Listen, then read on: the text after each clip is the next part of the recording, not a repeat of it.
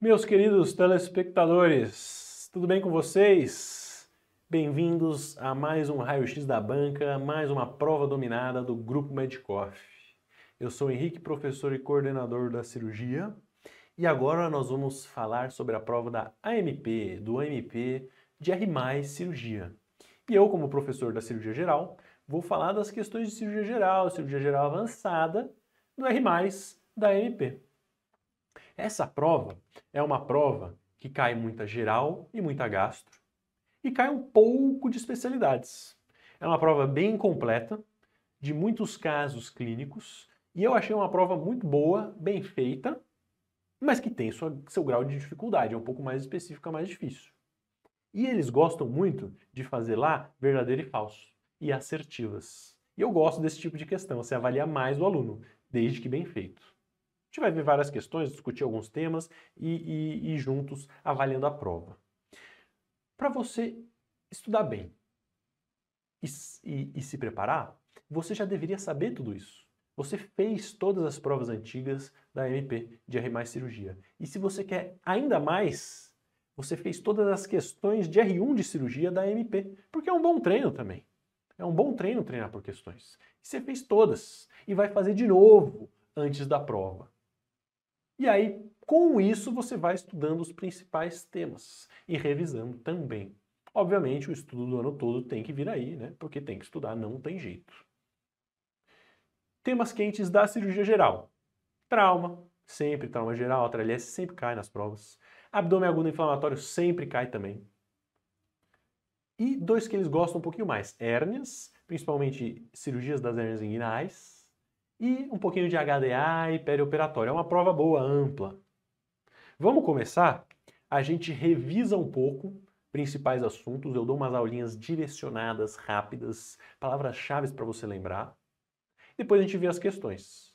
Essa reta final é dinâmica, tem que estudar com flashcard, resumo, questão, prova e assistir uma ou outra aula que você tem mais dificuldade. E todo dia estudar um pouquinho. Vamos ver os principais temas, coisas legais. Controle do sangramento no trauma. O que tem de mais novo, mais evidente? Todo paciente que sofreu um trauma está sangrando até que se prove ao contrário. Está em choque hipovolêmico. Primeira coisa que eu tenho que fazer é um ABCDE bem feito e um diagnóstico rápido do sangramento. E eu vou ter 3 pilares para controlar o sangramento no trauma. Obviamente, se eu fiz o diagnóstico de um sangramento controlável rapidamente, leve, um sangramento baixo, eu nem preciso disso aqui, né? Mas isso aqui é para o paciente que sangra muito, né? O controle do sangramento intenso no trauma grave. Eu preciso falar da ressuscitação hemostática, da hipotensão permissiva e da cirurgia de damage control. O paciente que está em choque grau 3, 4, que está instável, não respondedor, está sangrando muito, sofreu um trauma grave, precisa disso. O que é a ressuscitação hemostática? É você transfundir hemocomponentes para o paciente. E na proporção de 1 para 1. Sangue, plasma e plaqueta. Hoje em dia está mudando um pouquinho. Eles querem fazer mais sangue total e plasma e plaqueta dá conforme INR, dosagem de plaquetas já na UTI. Mas tem que transfundir o paciente que está sangrando muito. E o paciente que está sangrando muito, você tem que transfundir, mas você deve tomar cuidado e pensar na hipotensão permissiva. Por quê? Se você transfunde muito, dá muita droga, deixa ele muito hipertenso, sangra mais. Nos pacientes que não têm TCE, nem trauma raquimedular e nem tão gestantes, você aceita uma pressão arterial média um pouco mais baixa, pressão arterial média de 70, 60, porque aí sangra um pouco menos. Mas isso é temporário. E o objetivo final mais importante, a primeira coisa que você tem que focar é controlar o sangramento. Fechar o balde furado. Para o sangramento. Opera logo esse paciente. Quanto mais rápido parar de sangrar, melhor você repor o volume, melhor ele responde. E a cirurgia de damage control é isso. O que é a cirurgia de damage control? No paciente instável, chocado, sangrando muito, evoluindo com a tríade letal, acidose metabólica hipotermia e coagulopatia, você precisa controlar rápido os sangramentos. Tamponar com compressa, ligar, rafiar, fazer PET, qualquer coisa que pare de sangrar o mais rápido possível, para ele parar de perder sangue. Sangue é vida.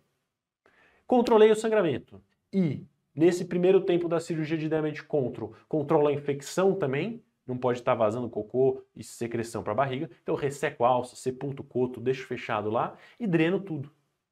E deixo a barriga aberta, fechamento temporário. Uso Ioban, curativo a vácuo, ou até fecho com nylon contínuo rápido. Para quê? Para você mandar logo para a UTI e tratar a tríade letal.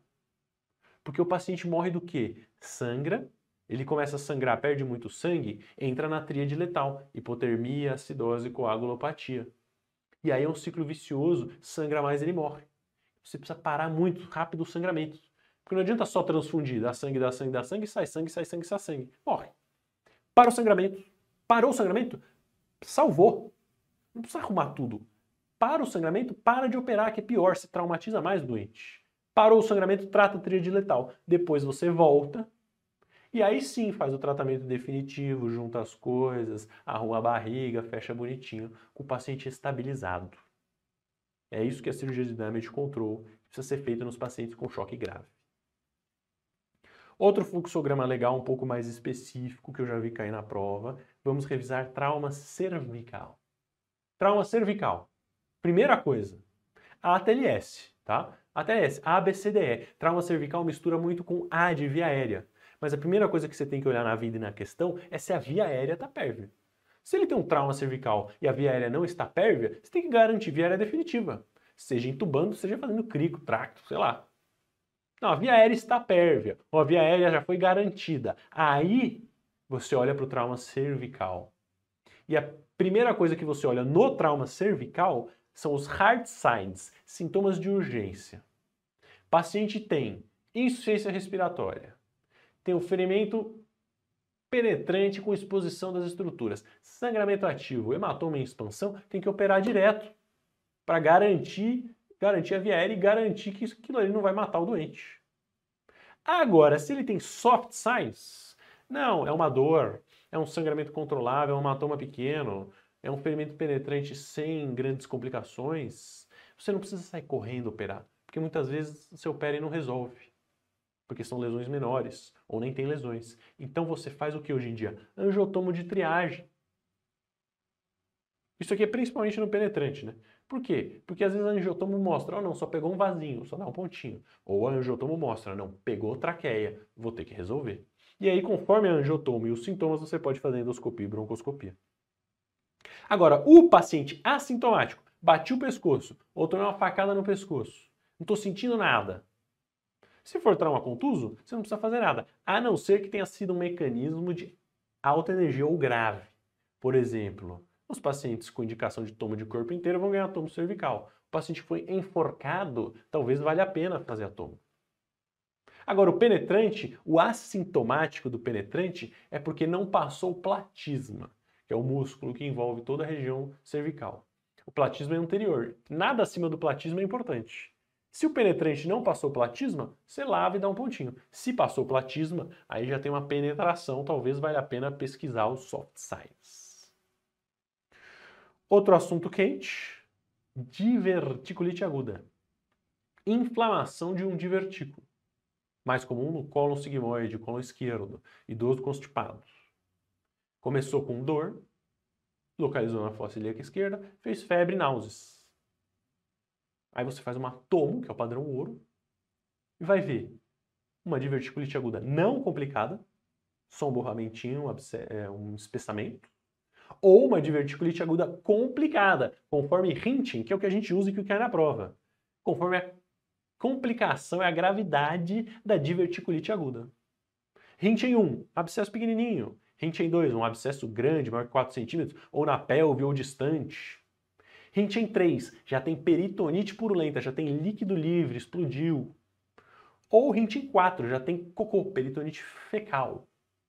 Tá? A tomografia te ajuda a classificar a diverticulite aguda complicada. Se tiver só um espessamentozinho, é uma diverticulite aguda não complicada, um Hinting 0. E essa classificação é importante porque ela quem guia o tratamento. O tratamento da diverticulite aguda não complicada é antibiótico, anti-inflamatório, suporte e alta. Tem lugar que nem dá antibiótico. É só anti-inflamatórios sintomáticos e orientações clínico-dietéticas. Agora, a complicada depende do grau. O Rintin 1, que é um abscesso pericólico, você vai dar antibiótico e manter internado em observação. Claro que exceções se aplicam. Um Rintin 1 num paciente super bem orientado, muito bem clinicamente, pode até ir para casa. E um paciente com diverticulite aguda não complicada, diabético, hipertenso, idoso, sem ajuda social, sem família, talvez precise ficar internado. Leia bem a questão. Isso é um guia. A maioria é sempre assim. Agora, o Rintin 2 é grande abscesso, é uma coleção, precisa ser drenado por punção percutânea e antibiótico. E o Rintin 3 e 4 vai ter que operar. Por quê? Porque tem pus ou cocô na barriga. Rintin 4 é peritonite fecal, vai ter que fazer cirurgia de Hartmann. O Rintin 3, que é peritonite purulenta, pode ser discutido, videolaparoscopia, e anastomose depois da retossigmoidectomia do segmento afetado. Se o paciente estiver muito bem clinicamente e as condições locais estiverem boas, o cólon está rosinha, o pus saiu todo, ficou bem limpinho, você pode discutir isso em centros avançados. Na dúvida, Hartmann para o 3 e 4. Outro tema quente, hérnia inguinal, para a gente encerrar a revisão e discutir as questões. Hérnia inguinal, está saindo uma hérnia pela região da virilha. Pode ser direta, que é pela parede posterior dentro do triângulo de Hasselbalch, ou pode ser indireta, pelo canal inguinal. Ou até femoral, abaixo do ligamento inguinal. Tem uma hérnia na região inguinocrural. Vai examinar, vai indicar cirurgia. Né? Qual a melhor cirurgia? Cirurgia opera todo mundo? Não. Opera sintomáticos, hérnias grandes, desejo do paciente, sempre avaliando qualidade de vida e não risco de encarceramento, porque a hérnia inguinal tem baixo risco de encarceramento. Obviamente, se alguma encarcerou ou estrangulou, é a cirurgia de urgência. Outra coisa que opera sempre, mulher. Mulher a gente tende a operar todas. Por quê? Porque tem risco de ser femoral e tem maior risco de encarceramento. E a hérnia femoral também opera todas porque encarcera. Qual a hérnia mais comum? Hérnia inguinal. Qual a hérnia mais comum na mulher? Hérnia inguinal. A hérnia femoral é mais comum em quem? Na mulher. A hérnia inguinal eu posso operar de vários jeitos. As duas mais comuns e mais utilizadas são a técnica de Liechtenstein, padrão, clássica, descrita antigamente, que resolve tudo até hoje, e hoje em dia, videolaparoscopia, ou TAP, que é transabdominal pré-peritoneal, ou TEP, que é pré-peritoneal total. Liechtenstein, eu vou pela frente, vou abrir a região inguinal por inguinotomia, via anterior, convencional aberta. Posso fazer com hack anestesia, anestesia local, até com local dá para fazer. É uma técnica reprodutível que ensina que tem baixa taxa de complicações de recidiva e que é barata. TAP-TEP por vídeo, é por via posterior, vou pôr a tela na região pré-peritoneal. Precisa de anestesia geral, é mais difícil, é mais caro. A taxa de complicações de recidiva é a mesma, então eu posso usar as duas. E o resultado final é igual, por isso também posso usar as duas. Vamos para as questões da MP, várias questões. Olha que legal, eles gostam de pôr itens e aí você tem que falar verdadeiro ou falso. Eu gosto desse tipo de prova. Dá um pouco mais de trabalho, mas você tem tempo. Então respira fundo, analisa item por item, já marca o que você tem certeza e já risca no gabarito, que o gabarito te ajuda. Olha o gabarito, tem 3 verdadeiro, 2 falsos. Usa técnicas diferentes para tentar se encaixar com o examinador. Mas vamos estudar trauma e aprender com a questão. E é legal que a gente aprende muito com a questão, rever vários conceitos. Um homem de 20 anos sofreu um tiro na barriga. Chegou taquicárdico, hipotenso, hipotérmico, rebaixamento do nível de consciência. Tá grave, tá sangrando. Fez reanimação, transfusão, ABCDE, controle de danos. Ele quer saber conceitos gerais. Olha que legal. Na falta de hemoderivados, a reanimação com fluidos deve ser realizada com Ringer, visto que tem menor resposta inflamatória a essa solução. Qual é o melhor, hoje em dia, no mundo, qual é a melhor solução quando se não tem hemoderivados? Plasma Light. Qual é a solução que todo mundo usa que é a que tem disponível? Ringer lactato. soro fisiológico é ruim. Agora, na falta de hemoderivados, você vai ficar dando fluido? Não vai. Então eu fiquei na dúvida nessa aqui. Porque na falta de hemoderivados, eu preciso arranjar hemoderivados, preciso operar. E ficar usando ringer é ruim. Mas se eu não tiver mais nada, talvez eu tenha que usar um pouco de ringer. Eu deixo na dúvida. Tudo bem, deixa na dúvida. Espera-se para este paciente uma gasometria arterial mostrando acidose metabólica e a melhor abordagem para tratar a acidose é dar droga vasoativa. Não. O paciente está sangrando. Por isso que ele está em acidose, em hipóxia e hipovolemia. Eu preciso controlar o sangramento e transfundir sangue, plasma e plaqueta se necessário. Posso dar droga vasoativa? Posso. É um adjuvante. Não é a melhor. Essa é falsa. Eu vou deixar do ladinho F, mas também estou na dúvida. Existe uma alta probabilidade desse paciente apresentar coagulopatia. Tríade letal, está sangrando pra caramba. Por causa da acidose, por hipotermia, por consumo e por fatores genéticos. Diluição do volume e por fatores genéticos. Olha, tá tudo maravilhoso, é verdade. Agora, fatores genéticos, será que influencia na coagulopatia? Não sei. A tromboelastografia pode fornecer medidas dinâmicas das alterações da coagulação em pacientes como desse caso clínico. Tromboelastografia é maravilhoso, é o exame padrão ouro para ver aí a coagulação do doente. Verdadeiro. O ácido tranexâmico transamin deve ser utilizado nesse paciente por ser um antifibrinolítico que previne a degradação da fibrina, porém não altera a patologia da coagulopatia aguda. Se ele é um antifibrinolítico que previne a degradação da fibrina, e eu posso usar, porque eu posso usar no paciente vítima de trauma que tenha sinais de sangramento e seja até 3 horas do trauma, eu devo usar? Mas eu uso porque ele altera a patologia da coagulopatia aguda, senão eu nem usava. Então eu sei que as duas, que a última é falsa, porque ele altera, e a penúltima é verdadeira. Falso e verdadeiro. Só existe a letra E. Matei. Obviamente, essa é verdade, essa é falsa e essa deram como falsa, por causa do que eu falei.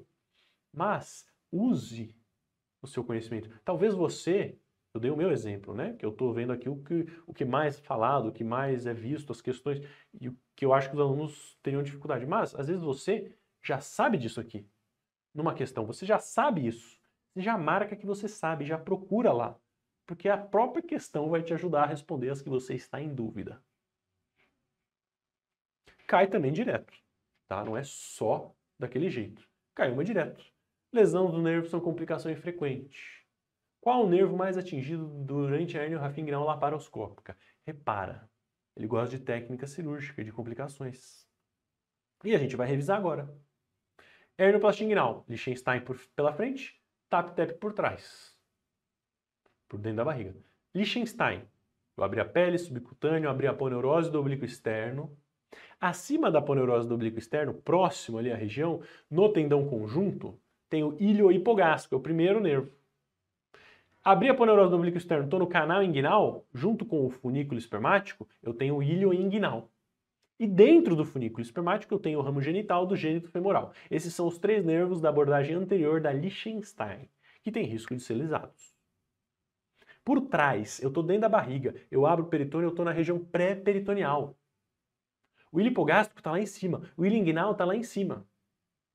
O que a gente tem no trígono da dor, perto do psoas? A gente tem o cutâneo femoral lateral e o ramo femoral do gênito femoral. E o ramo genital do gênito femoral também está ali, que ele está se dividindo, entrando no canal.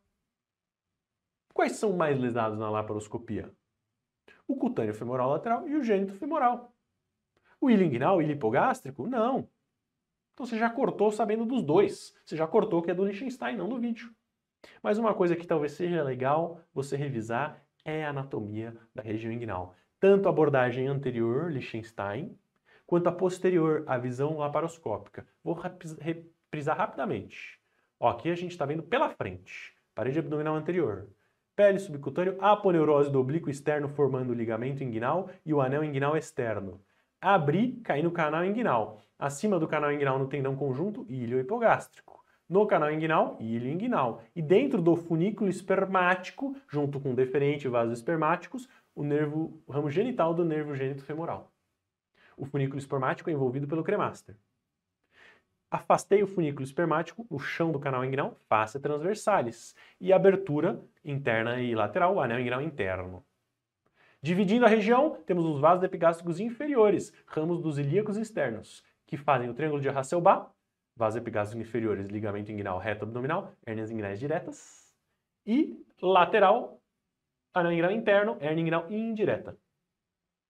Pus as hérnias para dentro, fechei, pus a tela, pronto, acabou o Liechtenstein. Se eu vier por trás, eu vejo ao contrário. Eu estou dentro da barriga, abri o peritônio, eu vejo o ligamento inguinal dividindo a região no meio. E eu tenho a região toda, região inguinocrural, da parede abdominal anterior. O orifício miopectíneo de Frouchot. Limite inferior, ligamento pectíneo, que está aqui atrás, ó, não dá para ver, mas aqui eu consigo ver a hérnia femoral abaixo do ligamento inguinal e os vasos ilíacos externos virando femorais. Então o ligamento inguinal que está aqui, ó. Aí eu tenho o ligamento pectíneo indo lá para trás e juntando lá atrás com psoas. Por cima eu tenho o tendão conjunto, juntando no reto. Então eu tenho o reto aqui e o tendão conjunto aqui. E no meio o ligamento inguinal, cortando a região do orifício miopectíneo de Frouchot e dividindo a região em 5 triângulos do Y invertido. O que é o Y invertido? São os vasos epigástricos inferiores, que estão aqui em cima, que estão aqui, que dividem os 2 triângulos de cima, acima do ligamento inguinal, triângulo de Hasselbalch, hérnia inguinal direta, e anel inguinal interno, hérnia inguinal indireta. E abaixo do ligamento inguinal, medial, hérnia femoral, no meio, vasos ilíacos externos, triângulo da morte, e lateral, psoas, triângulo da dor, nervos, tá? Quais são os 2 bracinhos do Y? São o ducto deferente e os vasos espermáticos, entrando no anel inguinal interno, e indo lá para frente no canal inguinal. É isso que você precisa saber. 5 triângulos Y invertido. Vasos epigástricos inferiores, ducto deferente e vasos espermáticos. Hérnia inguinal direta, hérnia inguinal indireta, hérnia femoral, triângulo da morte, triângulo da dor. Vai cair na prova, sempre cai nas provas. Olha essa outra questão. Dor na fossa ilíaca esquerda, 1 dia. Idoso. Febre numa ferida e constipação. Diverticulite aguda. Abdômen plano, tenso, doloroso. DB positiva na fossa ilíaca, localizada. Leucocitose. Diverticulite aguda. Abscesso mesentérico. Nem precisava ver o caso. Abscesso mesentérico na fossa ilíaca esquerda, confinado. E agora? Olha, ele tem uma diverticulite aguda. Eu entendi Rint em 1. Abscesso mesentérico pequeno, confinado. Rint em 1. Diverticulite aguda complicada, Rint em 1. Ou até não complicada, um abscesso pequeno, não, abscesso pericólico, Rint em 1. Complicada, 1. Diverticulite aguda. Colonoscopia, na fase aguda, dissemina a infecção, piora, a situação pode perfurar o cólon. Colonoscopia na doença diverticular é 4 a 6 semanas depois do quadro agudo, para a estratificação da doença. Laparoscopia para drenar o abscesso e fazer uma colostomia em alça? Nunca se faz isso na doença diverticular, pelo amor de Deus. Ou você drena percutâneo, ou você faz laparotomia para tratar a perfuração. Você pode até fazer laparoscopia, mas aí você não vai drenar abscesso. Você vai lavar o pus, tratar a peritonite e fazer a retossigmoidectomia, com anastomose ou colostomia terminal, não em alça.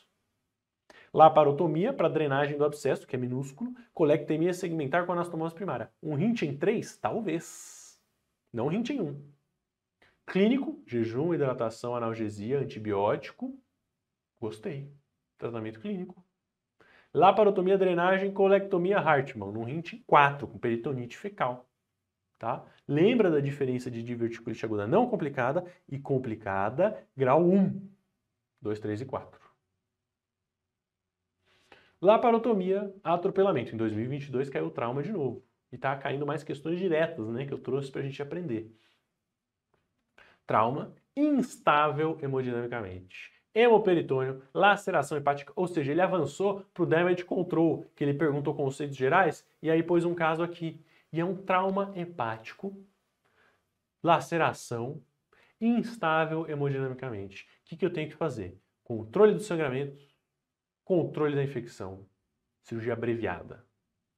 E aí ele pergunta questões mais específicas do trauma hepático, e a gente vai discutir. rapidamente. Trauma hepático, trauma esplênico, trauma de outros órgãos. Trauma hepático. Ou é tratamento não operatório, quando o paciente está estável, ou é damage control quando ele está instável. E o que a gente faz na cirurgia de trauma hepático? A gente vai mobilizar o órgão, seccionar os ligamentos todos, trazer ele para cima? Claro que não, não precisa. Esse segmento 3 e 4 é mais anterior. Não é obrigatório sempre. Essa lesão eu consigo tratar pela frente. Um sangramento de pequena monta, se for, pode ser controlado com compressão, agentes hemostáticos ou rafia. Sim, pode. Não sei se é o caso dele, né? Porque ele está instável, mas um sangramento pode. Vou fazer bissegmentectomia central inferior para o rápido controle do sangramento e melhora da coagulopatia. Uma bissegmentectomia central inferior não é rápida. Não, nem o melhor cirurgião do mundo faz isso aqui rápido e não melhora a coagulopatia. Aqui é damage control, é rafia, compressão, compressa, hemostático, elétrico, para o sangramento, o resto se resolve depois. Vou ligar a artéria hepática e a veia porta e fazer hepatectomia. É uma cirurgia de transplante hepático, num trauma grave. Vou fazer Pringle e deixar a manobra de Pringle por 2 dias. Manobra de Pringle, eu clampeio os elementos do trígono portal, o hilo hepático ali. Clampeio a porta, clampeio a hepática, clampeio o colédoco. Deixa 2 dias, sem sangue no fígado. Beleza, aí você transplanta ele depois, né? Se ele não sobreviver. Ou seja, resposta à letra B. Trauma hepático ou é tratamento não operatório, ou é damage control, controle rápido do sangramento. Compressa, compressa, compressa, é o que der para fazer. Trauma esplênico, ou é tratamento não operatório, ou tira o baço inteiro. É mais rápido, mais fácil, tem menos risco de complicações e o paciente não precisa do aço. O fígado não dá para tirar. Trauma renal, maioria é não operatório. Só vai tirar se realmente tiver sangramento importante. Trauma de víscera oca, aí, delgado, cólon, estômago, aí tem que operar, tirar o pedaço e fazer anastomose ou colostomia. No damage control você vai só tirar os pedaços destruídos. Certo? Certo. Dor abdominal, flanco epigastro, 2 horas de evolução. Depois de comer um hambúrguer. Ai, que vontade de comer um hambúrguer. Tá bem. Globoso, flácido, sem dor, né? Dor pouca, DB negativa. E agora? Ai, tô na dúvida. Não entendi muito bem o caso. Outra dica. Olha as alternativas antes. Ele quer saber o diferencial entre pancreatite, mirise, colecistite, cólica e infarto. 35 anos, dor depois de comer hambúrguer, com dor no pulmão direito, não é infarto. Risca, não é prova da clínica, não é infarto. Cólica biliar, gostei. Colecistite enfisematosa, DB negativo, sem febre. Colecistite eu preciso ter sinal local de inflamação, tem um pouquinho, sinal sistêmico de inflamação, não tem febre, não tem leucocitose, e uma imagem compatível, que ele nem deu. E uma dor persistente, ainda mais enfisematose, está quase que séptica. Síndrome de Mirise, um cálculo impactado na vesícula, colecistite aguda, que já não é o caso, empurra a via biliar principal, o colédoco hepático.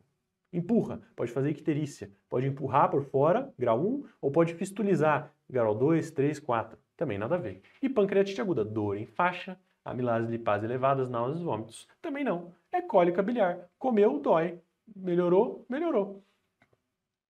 E aí, comeu, dói, não comeu, não dói. Tem que operar porque é sintomática, mas não é inflamação aguda. Mais uma questão. Mais uma questão é uma complicação de um trauma. Olha que legal. E, na verdade, juntou várias coisas e é uma hérnia incisional. Né? Uma hérnia incisional de 25 centímetros. Vamos revisar isso aqui.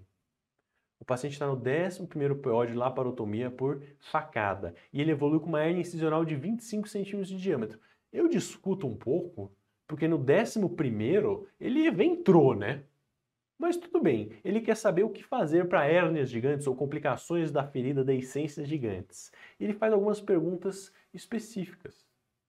Usar tela para corrigir esse defeito está indicado, porque diminui as taxas de recidiva e não aumenta a infecção. Estou na dúvida. O material protético-prostético deve ser colocado apenas em posição pré-músculo-aponeurótica, antes da bainha do reto. Only. É bom. Apenas. A separação dos componentes, Ramírez, TAR posterior é uma técnica que pode ser utilizada e envolve incisões abdominais para mobilizar o músculo facial. Sim, separação de componentes anterior. Você vai soltar o oblíquo externo aqui, o reto, para ganhar volume. Posterior do TAR, você solta o transverso lá atrás para ele vir por meio e fechar. Pode ser utilizada? Pode. Quando utilizada essa técnica, a tela é contraindicada? Não. Então, ó, o gabarito foi apenas 3, tá? A letra 3 está certo. Separação de componentes é avançado, mas pode ser utilizado. Só que como você faz uma lesão na parede abdominal e fica mais fraco, você precisa pôr tela. A 2 está errada, porque não é apenas em posição anterior. Você pode pôr sublei, abaixo da poneurose, abaixo do reto, pré-peritoneal. Tem vários lugares. E você precisa usar a tela. Agora, eu fiquei na dúvida e está errada. Por quê? Porque ele está no 11º PO. Uma FAF, cirurgia grave. Você vai por tela? Pode por tela, porque ajuda a segurar, mas talvez aumente um pouquinho a chance de infecção. Foi isso que ele quis dizer. A gente revisou para vocês entenderem o examinador. Tá? E na dúvida eu fiquei aqui, 1 e 3. Não tem 1 e 3. Não tem 1 e 3. Então faz só de 3 e nem briga com a questão. Olha só que legal usar as alternativas para te ajudar. É prova teste. A resposta está aqui, ó. Não está aqui. Está aqui. Vamos continuar mais umas questõezinhas. Ó, em 2023, mais uma questão de via biliar e uma questão de colangiografia intraoperatória. E aí, outra dica. Questão grande, ele conta a história da colangiografia intraoperatória. Dormi, fiquei nervoso, me distraí. Respira fundo, volta, olha as alternativas. Colecistite, dilatação, via biliar. Leia a última frase. São indicações para o uso seletivo da colangiografia intraoperatória, exceto. Apaga todo o resto que está lá em cima, não precisa de nada disso, ele perdeu o tempo dele escrevendo. E lê a última frase. Indicações para uso da colangiografia intraoperatória, exceto quando eu vou usar colangiografia intraoperatória durante uma colecistectomia por vídeo. Estou operando a vesícula, um cálculo. O colédoco está dilatado. Talvez valha a pena fazer a colangio para ver se não tem um cálculo lá, se não tem alguma outra coisa. O paciente tem alterações de TGO, TGP, fosfatase gama-GT, pode ser que tenha um cálculo passando ali, inflamou o fígado. Vou fazer. A via biliar está anômala, tem confusão, não sei o que está acontecendo, tem variação anatômica. Preciso fazer, para não clipar coisa errada. Tem coledocolitíase e eu não consigo fazer CPRE. Preciso fazer, porque se tiver vou ter que fazer exploração, tirar o cálculo na cirurgia. Agora, colecistite aguda, o cálculo está impactado no infundíbulo da vesícula. Impactou no infundíbulo da vesícula, inflamou a vesícula, tem colecistite aguda. A via biliar não tem nada, a princípio. Você vai tirar a vesícula. Ponto final. Não precisa da colangiografia intraoperatória. A colangiografia intraoperatória é para ver via biliar e não vesícula. Questão boa, difícil, específica para a prova do R+. E outra complicação que caiu, complicação da hérnia. O paciente fez uma herniorrafia, uma das complicações é trombose do plexo pampiniforme. Congestiona os testículos, fica como orquite. Demora uns 12 semanas, 3 meses, depois atrofia e fica tudo bem.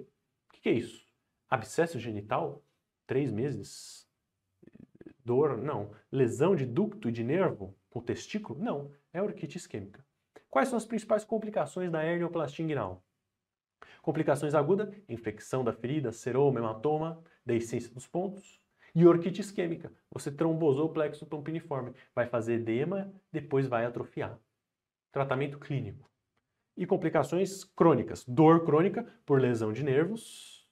Pode dar até atrofia e algum tipo de incontinência, se lesar o deferente.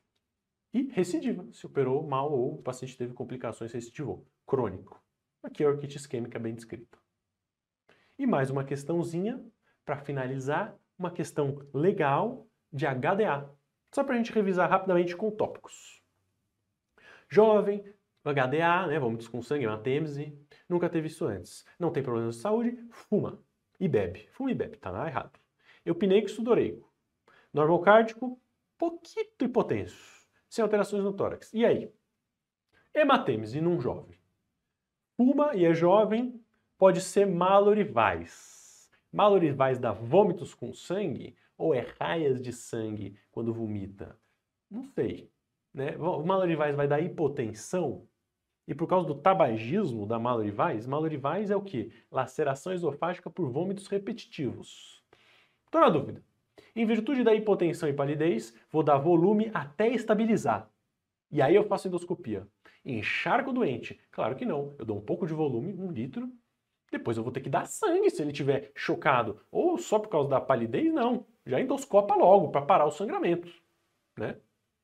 Relato de bebida alcoólica tem que levar a hipótese de hepatopatia e sangramento por varizes. Ó, ele é jovem, mas ele diz que bebe. É uma hipótese. A história de tabagismo é significativa e deve levantar a hipótese de câncer de estômago.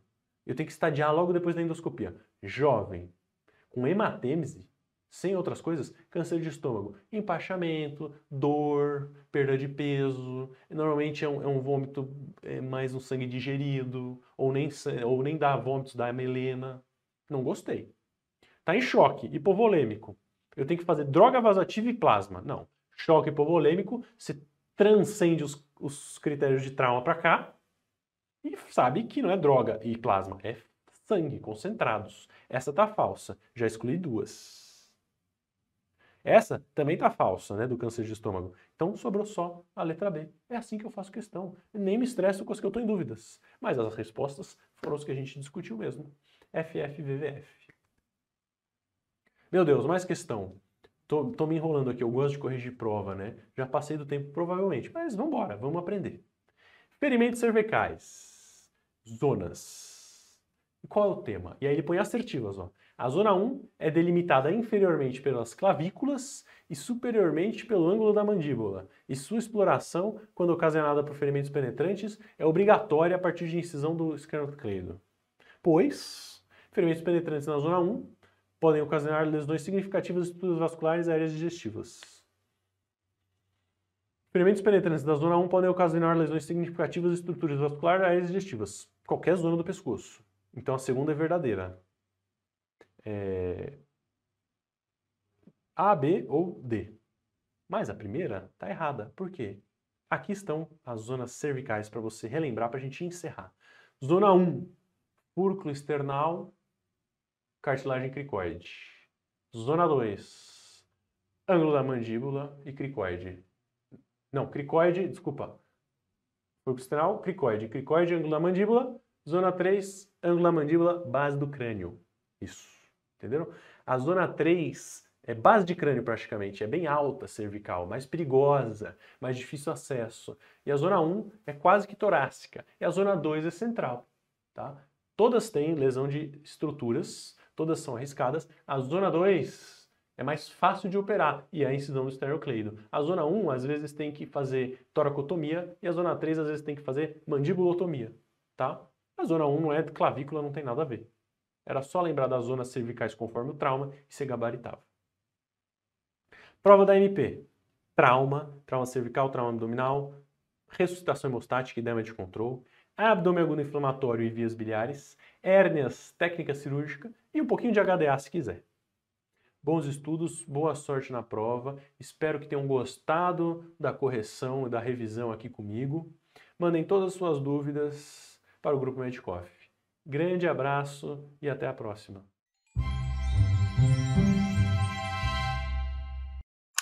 Fala pessoal, todo mundo bem? Estamos aqui de volta com as nossas revisões de véspera aqui do Grupo Medcoff. Para aqueles que não me conhecem, meu nome é Carlos Obregon, sou um dos professores das disciplinas de cirurgia do aparelho digestivo e a gente vai falar aqui agora um pouco a respeito da Associação Médica do Paraná, viu? É uma prova bastante prestada realmente, não só por médicos realmente da região sul do Brasil, mas assim, por muitas pessoas que buscam grandes instituições, grandes hospitais aí do estado do Paraná. Bom, é uma prova de poucas questões, em torno de 48 questões, a maior parte delas, assim, são de temas, assim, mais teóricos, referentes, assim, sobre determinado tema, verse a respeito das alternativas, então vai ter muita coisa de verdadeiro ou falso, então, tipo, vamos falar sobre qual é do Curitias, é verdadeiro isso? É falso aquilo? Às vezes, eles pegam umas coisas, assim, do tipo, duas afirmativas e tentam correlacionar uma com a outra. Ah, essa aqui é falsa porque essa aqui é falsa, essa aqui é verdadeira, mas essa é falsa. Então isso aí é uma coisa muito comum na prova da Associação Médica do Paraná e que eles gostam de explorar. E assim, cirurgia do aparelho digestivo não costuma cair tema de rodapé, sabe? Aquela coisa assim que você vai precisar decorar algo muito fora do usual, fora do dia a dia. Mas assim, cara, interpretação de texto é o que vai salvar a sua prova. Às vezes, determinado assunto, você não está com aquele conhecimento assim aprofundado, mas você lendo, interpretando e sabendo detectar eventualmente a saída, você tem mais chance de acertar. Ó, de tema quente, a gente vai falar assim mais do que realmente é cobrado na prova, que é via biliar e aparelho digestivo alto. De via biliar, eu selecionei aqui alguns temas que eu acho assim que são mais preferidos da banca, mas assim, eles gostam muito de vias biliares. Então, lesões císticas do pâncreas é uma coisa que eu acho assim que tende muito a cair. O câncer incidental de vesícula tem caído muito nas provas. Um tema que sempre vai cair é lesão de via biliar. Lesão de via biliar é algo corriqueiro, acho que na maior parte dos concursos. Mas assim, saibam também de câncer de pâncreas, neuroendócrino.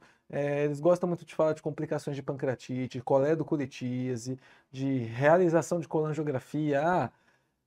Tais casos é indicação obrigatória de colangiografia, por exemplo. Isso assim são coisas que a banca gosta. De upper GI é câncer, câncer de esôfago, câncer de estômago, e dentro disso daí eles gostam de falar um pouco a respeito de estadiamento, gostam de falar um pouco de algumas classificações. Quando eu falo de decoreba, cai sim uma ou outra classificação, mas são classificações muito práticas do nosso dia a dia, tipo Sievert, para transição esôfago-gástrica, e a escolha da técnica da cirurgia bariátrica. Então assim, com base na legislação, a gente tem tais e tais técnicas, considerando as técnicas disponíveis. Esse aqui é mais para esse paciente, esse aqui é mais para esse outro. Então é isso que vocês têm que ficar de olho. Então bora lá com as previsões, com a minha personagem do Paraná favorita, tá bom? A Bozena. Um abraço aí pro pessoal de Pato Branco se estiver assistindo. Ó, começando com tumores císticos do pâncreas. Vamos pegar aqui mais ou menos os principais macetes, porque às vezes eles vão te dar a descrição. Vão colocar lá na alternativa, vai chegar para você aqui um paciente que durante um exame corriqueiro aí, sei lá, um ultrassom pedido pelo ginecologista, ou então a pessoa estava com cólica renal, fez uma tomografia e evidenciou uma lesão no pâncreas. E aí vai caracterizar a descrição da imagem para você e com base nisso vai falar da principal hipótese diagnóstica. Então vamos primeiro pelos aqui mais fáceis de lembrar. A neoplasia cística serosa. Serosa da mulher idosa, da senhora. A lesão que é multicística, vários pequenos cistos com vários septos, que não tem um local específico no pâncreas, pode ocorrer na cabeça, pode ocorrer corpo e cauda. É um realce, assim, central, porque tem uma cicatriz, né? Uma cicatriz central, que é aspecto do favo de mel, e não gera grande preocupação, não evolui para câncer. A cirurgia mesmo é só para paciente que se torna sintomática. A neoplasia cística serosa em homem é muito rara. E se você eventualmente funciona, seja por ecoendoscopia, você vai ver que não vai ter expressão de marcador, no caso o CEA, por exemplo, que é um marcador muito utilizado para diferenciar o cisto seroso do cisto não seroso. Bom, está aqui só o aspecto da imagem, você vê uma lesão tão multicística que você não consegue nem ver as septações, mas olha o aspecto aqui da cicatriz central, essa lesão na cabeça do pâncreas. E aqui o aspecto realmente da peça na macroscopia, num paciente que foi operado por ser sintomático, e você vê, ó, além de ter cicatriz central, os múltiplos pequenos septos e esse aspecto meio de bucha vegetal. Bom, neoplasia cística mucinosa, lembrar, a mulher mais jovem, a mãe, mulher de meia idade, tem mucina dentro do cisto. Então, o marcador vai estar expressado. Você vai fazer eventualmente uma punção por uma ecoendoscopia ou na cirurgia, após você esvaziar o cisto, você dosar o CEA dentro do cisto, ele vai estar alto. Ele é mucinoso, ele é mais para a cauda, ele é mais distal. Então, geralmente, vai ser lesões mais para a cauda do pâncreas. E não tem contato com o ducto pancreático principal, não tem comunicação, melhor dizendo, com o ducto pancreático principal. Essa é a diferença, talvez, se as pessoas forem considerar no texto para o IPMN. E lembra, o mucinoso tem risco também de malignização, então, melhor operar. Bom, está aqui o aspecto da lesão, ó. Cabeça do pâncreas, colo do pâncreas, corpo do pâncreas, veia porta, aqui a veia mesentérica, melhor dizendo, e um grande cisto na cauda do pâncreas com uma calcificação na periferia. Esse é o aspecto realmente mais típico de uma neoplasia cística mucinosa, conduta pancreatectomia corpo caudal. O Franz é um tumor sólido cístico, que é qualificado como cístico mesmo pelas áreas de necrose, liquefação mesmo, mas é uma lesão mais sólida, mais comum na mulher jovem. Não vai ter um macete para esse. É só lembrar um tumor de pâncreas numa moça jovem que tem risco de gerar metástases, então melhor operar também. Bom, o IPMN. IPMN, gente, assim, olha, critério de Fukuoka, eu não acho que eles vão pedir com essas letras o critério de Fukuoka para vocês. Eles vão colocar para vocês assim, que IPMN é uma das principais neoplasias presentes no pâncreas, é o mais cobrado dos concursos disparadamente. Desses é o único que vai passar a ter uma prevalência um pouco maior no sexo masculino. Todos os anteriores que eu falei, de fato, é coisa mais de mulheres mesmo. É mais comum na cabeça do pâncreas, mas pode acontecer em outras regiões também. E a questão do critério de Fukuoka é vocês pensarem quando tem risco de ser câncer e quando não tem. Não vai entrar em muitos detalhes, eles não vão falar assim, qual critério é qual. É só lembrar que, olha, o ducto principal tem maior risco com câncer, viu? Então, o IPMN que nasce dentro do Wirsum, ele tem mais risco do que aquele IPMN que nasce no ducto secundário e comunica com o Wirsum. Lembra, todos os IPMNs comunicam-se com a árvore pancreática. A diferença é o que nasce no Wirsum e o que comunica com o Wirsum.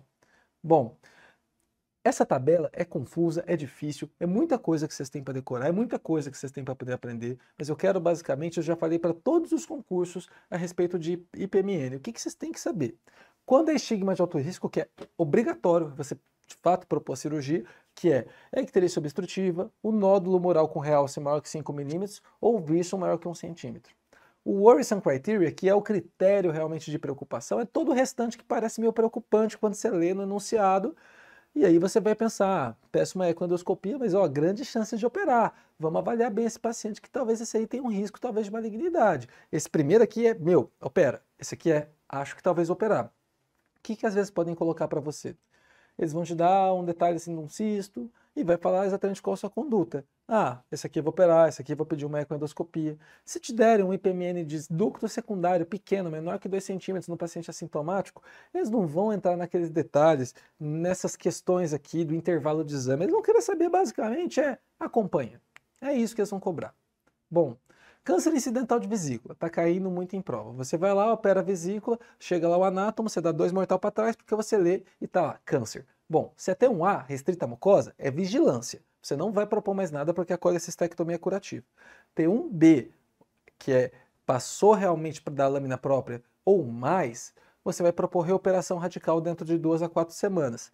Se você fazendo estadiamento tomográfico, você não evidenciar nenhum sinal de doença, e recomenda-se muito fortemente, antes de você proceder de fato com uma cirurgia radical, você fazer um estadiamento laparoscópico. Então você vai assim, olha, vou indicar paciente para reoperação radical, dentro das 2 ou 4 semanas, você passa a ótica, não tem nenhum indício de carcinomatose, não tem nenhum implante, aí você pode partir para a cirurgia, lembrando que essa é uma cirurgia que deve ser feita por um especialista de cirurgia hepatobiliar. Porque o que é reoperação radical? É você ressecar marginalmente todo o leito da vesícula nos segmentos 4B e 5, uma ressecção não regrada, mas assim, precisa ter margem. Você tem que fazer a linfadenectomia de toda a região do hígado hepático. Se for uma lesão mais proximal da vesícula em relação ao infundíbulo, em relação ao cístico, você vai ter que congelar e, havendo a suspeita de acometimento, você talvez vai ter que ressecar a via biliar por inteiro e fazer uma biliodigestiva. Então não é brincadeira, tá bom? Coisa importante, além disso daí, fiquem de olho se na reoperação você encontra uma linfadenopatia à distância, porque isso já denota uma doença metastática que provavelmente você não vai conseguir curar fazendo uma reoperação radical. Reoperação radical é mórbida, gente. Pode ser muito nociva a depender do paciente que você seleciona. Se você acha um linfonodo à distância, você aborta a cirurgia. E se você está ainda na vida e vê isso daí, você nem converte. Bom, além disso daí, lesão intraoperatória de via biliar, isso sempre cai. Primeiro, lesei, percebi no ato. Avalia o seu local onde você está. Você tem recurso? Você tem experiência em cirurgia hepatobiliar? Não, não tem. Drena, cai fora, encaminha. É o melhor que você faz. Agora não, tem experiência, estou num centro com recurso. Avalie. Tem lesão vascular associada? Bom, Se não tiver lesão vascular, se avaliar uma lesão pequena, tipo assim, é uma esbarrada de tesoura, é um vazamentozinho de bile, que dá para você fazer um reparo direto, uma coledocorrafia, um fio bastante delicado, um PDS-5. Eventualmente você pode interpor por contraabertura um dreno de Kerr para diminuir a pressão realmente dessa sua sutura, se você tiver que fazer uma sutura maior nessa circunferência do ducto biliar, para diminuir o risco de estenose. Dreno de Kerr nem sempre é obrigatório, mas eventualmente pode ser recomendado. Agora, uma lesão major, sei lá, tipo, rebentei o hepático comum, não vai dar para reaproximar e fazer uma sutura. Isso aí não vai deixar um meio termo para você na afirmativa. Se for isso aí, é biliodigestivo. Agora, teve lesão vascular, lesou geralmente a artéria hepática direita, essa é a primeira a dançar. Isso já é ruim, cara, porque a sua bilodigestiva já vai ser menos vascularizada, porque boa parte do suprimento vascular do hepático comum e do colédoco é da artéria hepática direita. Então, aí você tem que realmente considerar mesmo qual experiente você tá para poder fazer isso daí, tá bom? Porque passa a ser uma bilodigestiva de muito maior risco. Bom, isso aqui só realmente aquelas situações, o que é uma lesão minor, o que é uma lesão major. A questão não deixa para vocês a dúvida. Uma lesão pequenininha é aquela que não vai ter, tipo, uma queimadurazinha pequena por cautério, ou um corte parcial com uma tesoura romba, que não vai ter perda tecidual. A major tem perda tecidual, tá bom? Beleza. Com relação aos temas de upper GI, vamos falar um pouco de câncer de esôfago. Câncer de esôfago, a prova da AMP vai cobrar para vocês, por exemplo, alguns temas assim relativos à epidemiologia. Então vai falar, nossa, o paciente chegou para você disfágico, com tumor a 25 centímetros da arcada dentária superior, obstrutivo. 25 centímetros é esôfago médio. Esôfago médio, a tendência maior é que seja SEC. Aí o enunciado vai falar para você assim, mas o paciente também é tabagista, etilista, tá tudo querendo dizer para você que é SEC. Primeiro conceito, gente, biópsia negativa não exclui diagnóstico. A clínica, o achado endoscópico, a epidemiologia falam muito a favor e muitas vezes você biopsia uma área de inflamação, de acantose e não tá lá o tumor verdadeiramente. Então, não confie num diagnóstico histopatológico negativo de primeira. Às vezes você vai ter que repetir biópsia, fazer macrobiópsia, tá bom? Coisas muito importantes também. A endoscopia é o exame inicial, mas o estadiamento? Recentemente caiu na prova da AMP uma questão que eu achei um pouco desatualizada, que fala a respeito do estadiamento, onde eles colocaram o ultrassom endoscópico como uma das ferramentas de estadiamento num tumor avançado. Não é o correto. A ecoendoscopia ela perde a acurácia no tumor avançado. Idealmente, se você tem disponível, você pede um PET. Mas é claro, a gente sabe que o PET é um pouco difícil. Então, na regra é a tomografia, pescoço, tórax, abdômen, pelve, e a ecoendoscopia você solicita ser um tumor precoce, tá bom? Se você tem um tumor que é mais avançado e você tem disponível, o PET. Há alguma diferença aqui, o SEC. O SEC, por proximidade da árvore traqueobrônquica, eventualmente pode ser necessária a realização de uma broncoscopia para avaliar o contato com a parede posterior da traqueia, uma laringoscopia se o paciente tiver rouquidão, tiver suspeita de invasão de nervo laringeu recorrente. São todas as ferramentas que podem ser auxiliares, beleza? Lesão que é precoce. Dá para você ressecar por endoscopia? Geralmente aquele paciente do achado assim, por exemplo, teve um câncer de cabeça e pescoço e vai fazendo acompanhamento porque aumenta o risco de ter um SEC também de esôfago, ou o paciente com acalásia, de repente acha uma área lá iodo negativa na cromoscopia e você pode eventualmente fazer a ressecção endoscópica. Para fazer a ressecção endoscópica é obrigatório o tumor ser muito precoce. O que é muito precoce? Ter um A, restrito à mucosa, e bem diferenciado e não tem invasão vascular nem perineural. Você pode considerar alguma indicação expandida, como está aqui, se for um paciente de muito alto risco para esofagectomia. E aí você tem que assumir que essa ressecção endoscópica vai deixar aí um certo risco de você estar deixando esse paciente subtratado, com risco de metástase linfonodal. Na prática, ter um BN0, você recomenda a esofagectomia. Outros tumores ressecáveis, T2, independente de N positivo, você indica tratamento neoadjuvante seguido por cirurgia. Eles não vão entrar no detalhe se é químio rádio, se é químio, dose de rádio, coisas que eu acho muito realmente assim, sabe, pormenorizadas. Fiquem de olho, eles vão realmente indicar, esse aqui vai para tratamento multidisciplinar ou esse aqui vai para cirurgia direto. Aquele que tem invasão de estruturas não ressecáveis, vai eventualmente para tratamento com intuito paliativo, tá bom? Beleza.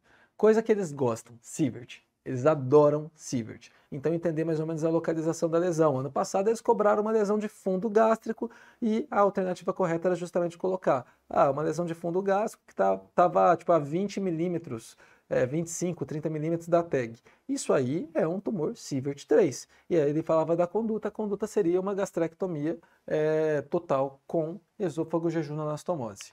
Bom, além disso daí, o que mais pode ser cobrado de câncer agora gástrico? Ó, a classificação de Lohan, eles adoram. É um tema assim mais antigo, mas cai pra caramba. Ah, células anel de Sinnett, tipo difuso de Lohan, está associado eventualmente com as tais linites, o aparecimento do tumor em faixas etárias mais precoces, enquanto o tipo intestinal, faixas mais etárias mais velhas, um prognóstico, vamos dizer assim, isso não é uma regra, mas vamos dizer um pouco melhor do que o tipo difuso. A gente sabe que muita coisa mudou na classificação do câncer gástrico, mas isso eles ainda cobram muito, diferenciar o tipo intestinal do tipo difuso. Ah, quando indicar a gastretotal da subtotal? Eles vão dar realmente indicações para você. Se é um tumor de fundo gástrico, um tumor de pequena curvatura proximal, de corpo muito proximal, que você não vai ter realmente estômago remanescente para você fazer uma anastomose, vai ser a gastretotal. Agora, gente, independente de ser diferenciado ou pouco diferenciado, se você tem uma margem proximal muito boa, se um tumor tipo lá no antro, dá para você fazer uma subtotal. Essa talvez a grande questão que eles vão querer colocar para vocês.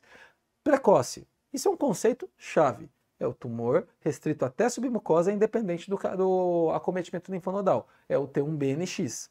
Bom?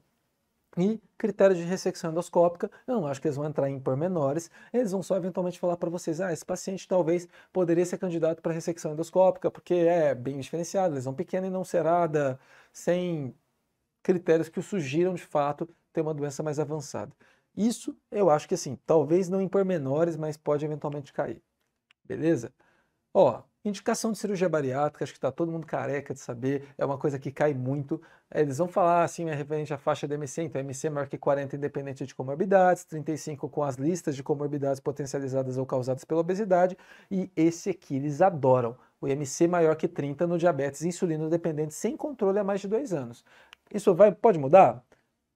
Não sei até que momento perto da prova, pode ser que mude, mas o que a gente sabe é que eles gostam muito na MP falar da indicação da cirurgia metabólica, que é para o diabetes sem controle clínico com IMC acima de 30. Idealmente é o bypass? Idealmente é o bypass. O paciente não pode fazer bypass por motivo X. Dá para se considerar gastrite vertical? Dá. Sabe que a eficácia do tratamento cirúrgico vai ser pior? Sabe, mas a questão é, não é a técnica que é indicada, é a indicação cirúrgica. O paciente com MC acima de 30 com diabetes sem controle, você eventualmente pode propor cirurgia.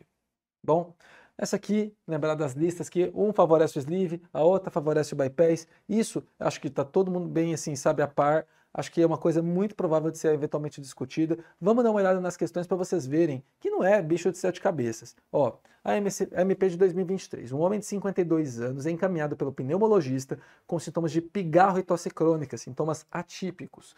Apresenta sintomas de refluxo gastroesofágico com sintomas extraesofágicos, justamente atípico. PA ok, pulso ok, IMC de 37. Obeso mórbido, obeso grau 3, glicemia de 105. Uma glicemia de jejum alterada, mas beleza. Endoscopia com hernia tal de 4 centímetros, tem um defeito anatômico. E uma esofagite grau D de Los Angeles e urease positiva. Beleza, tem uma urease positiva, tem uma H. pylori aí, mas ele está sobrando. Não tem nada a ver com as queixas desse paciente. A H. pylori, gente, não tem correlação terapêutica com doença do refluxo. Mas essa hérnia tal grande, essa esofagite bem feia, tem sim. Então vamos dar uma olhada. A conduta a ser realizada é cirurgia anti-refluxo, com esse MC de 37 nem a pau. A conduta para o refluxo no obeso mórbido é o bypass.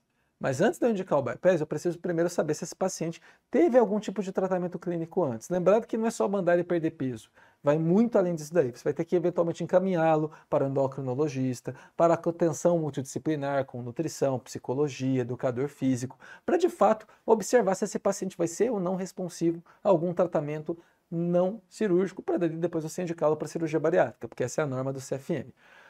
H. pylori, nada a ver.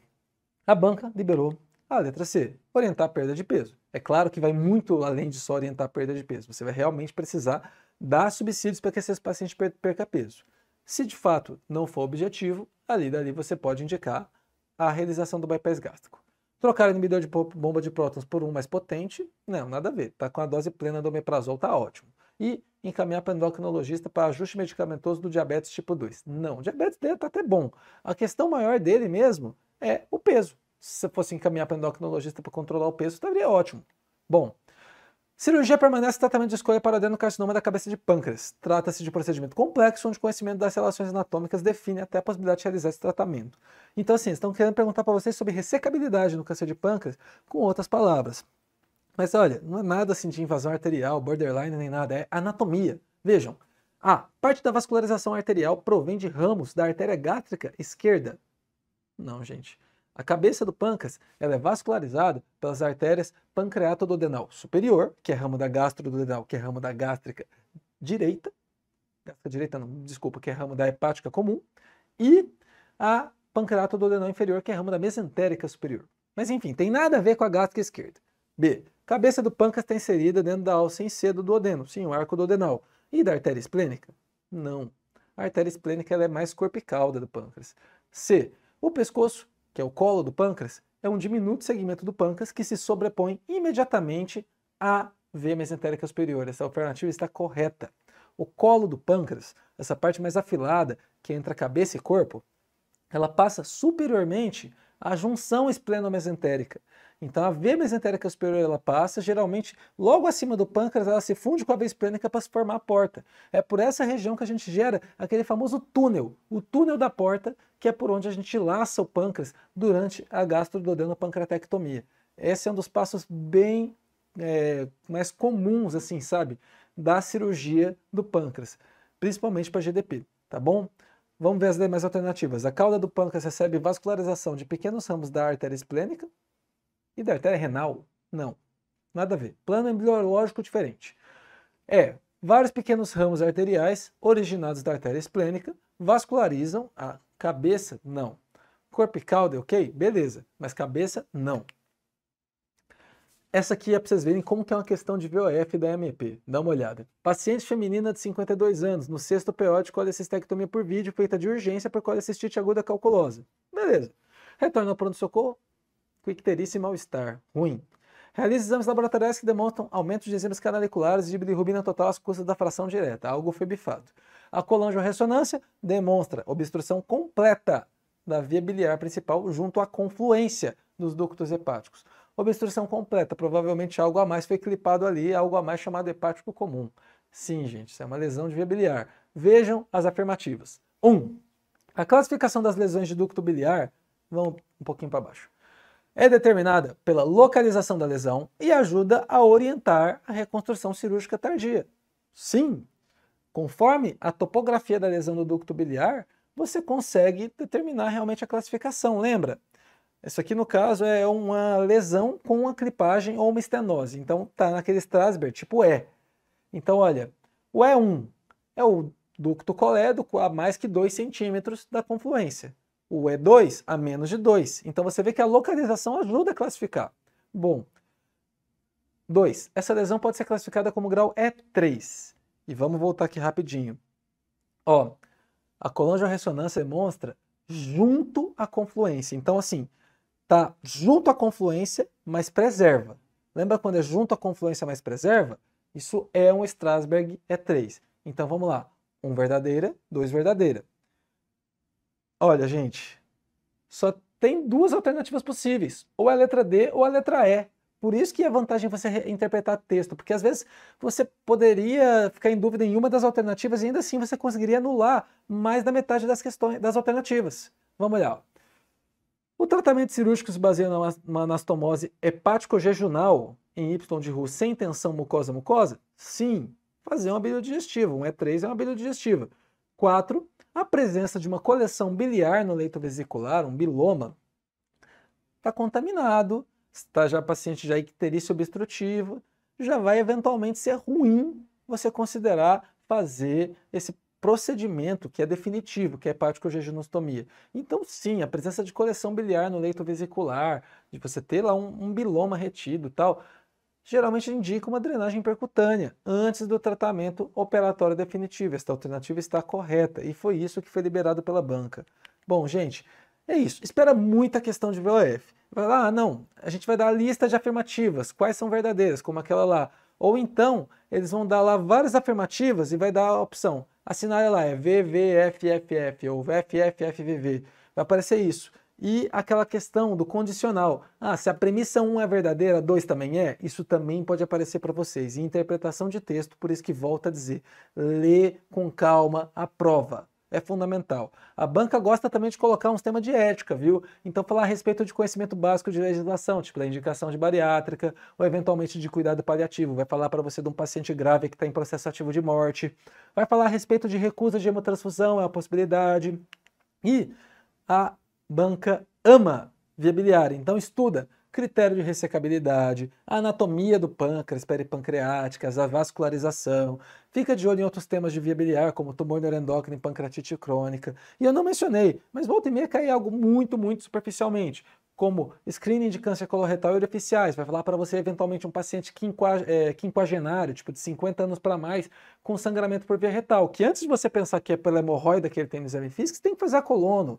Vai falar então assim, coisas superficiais de rastreio é uma coisa bem possível, ou então a respeito de definição com base na clínica e exame físico de que é um hemorroide, uma fissura, qual o tratamento preconizado para fístula, mas muito superficialmente. Vê as provas antigas, vocês vão ver bem, beleza? Pessoal, bom estudo aí para todo mundo, desejo um ótimo resultado na prova.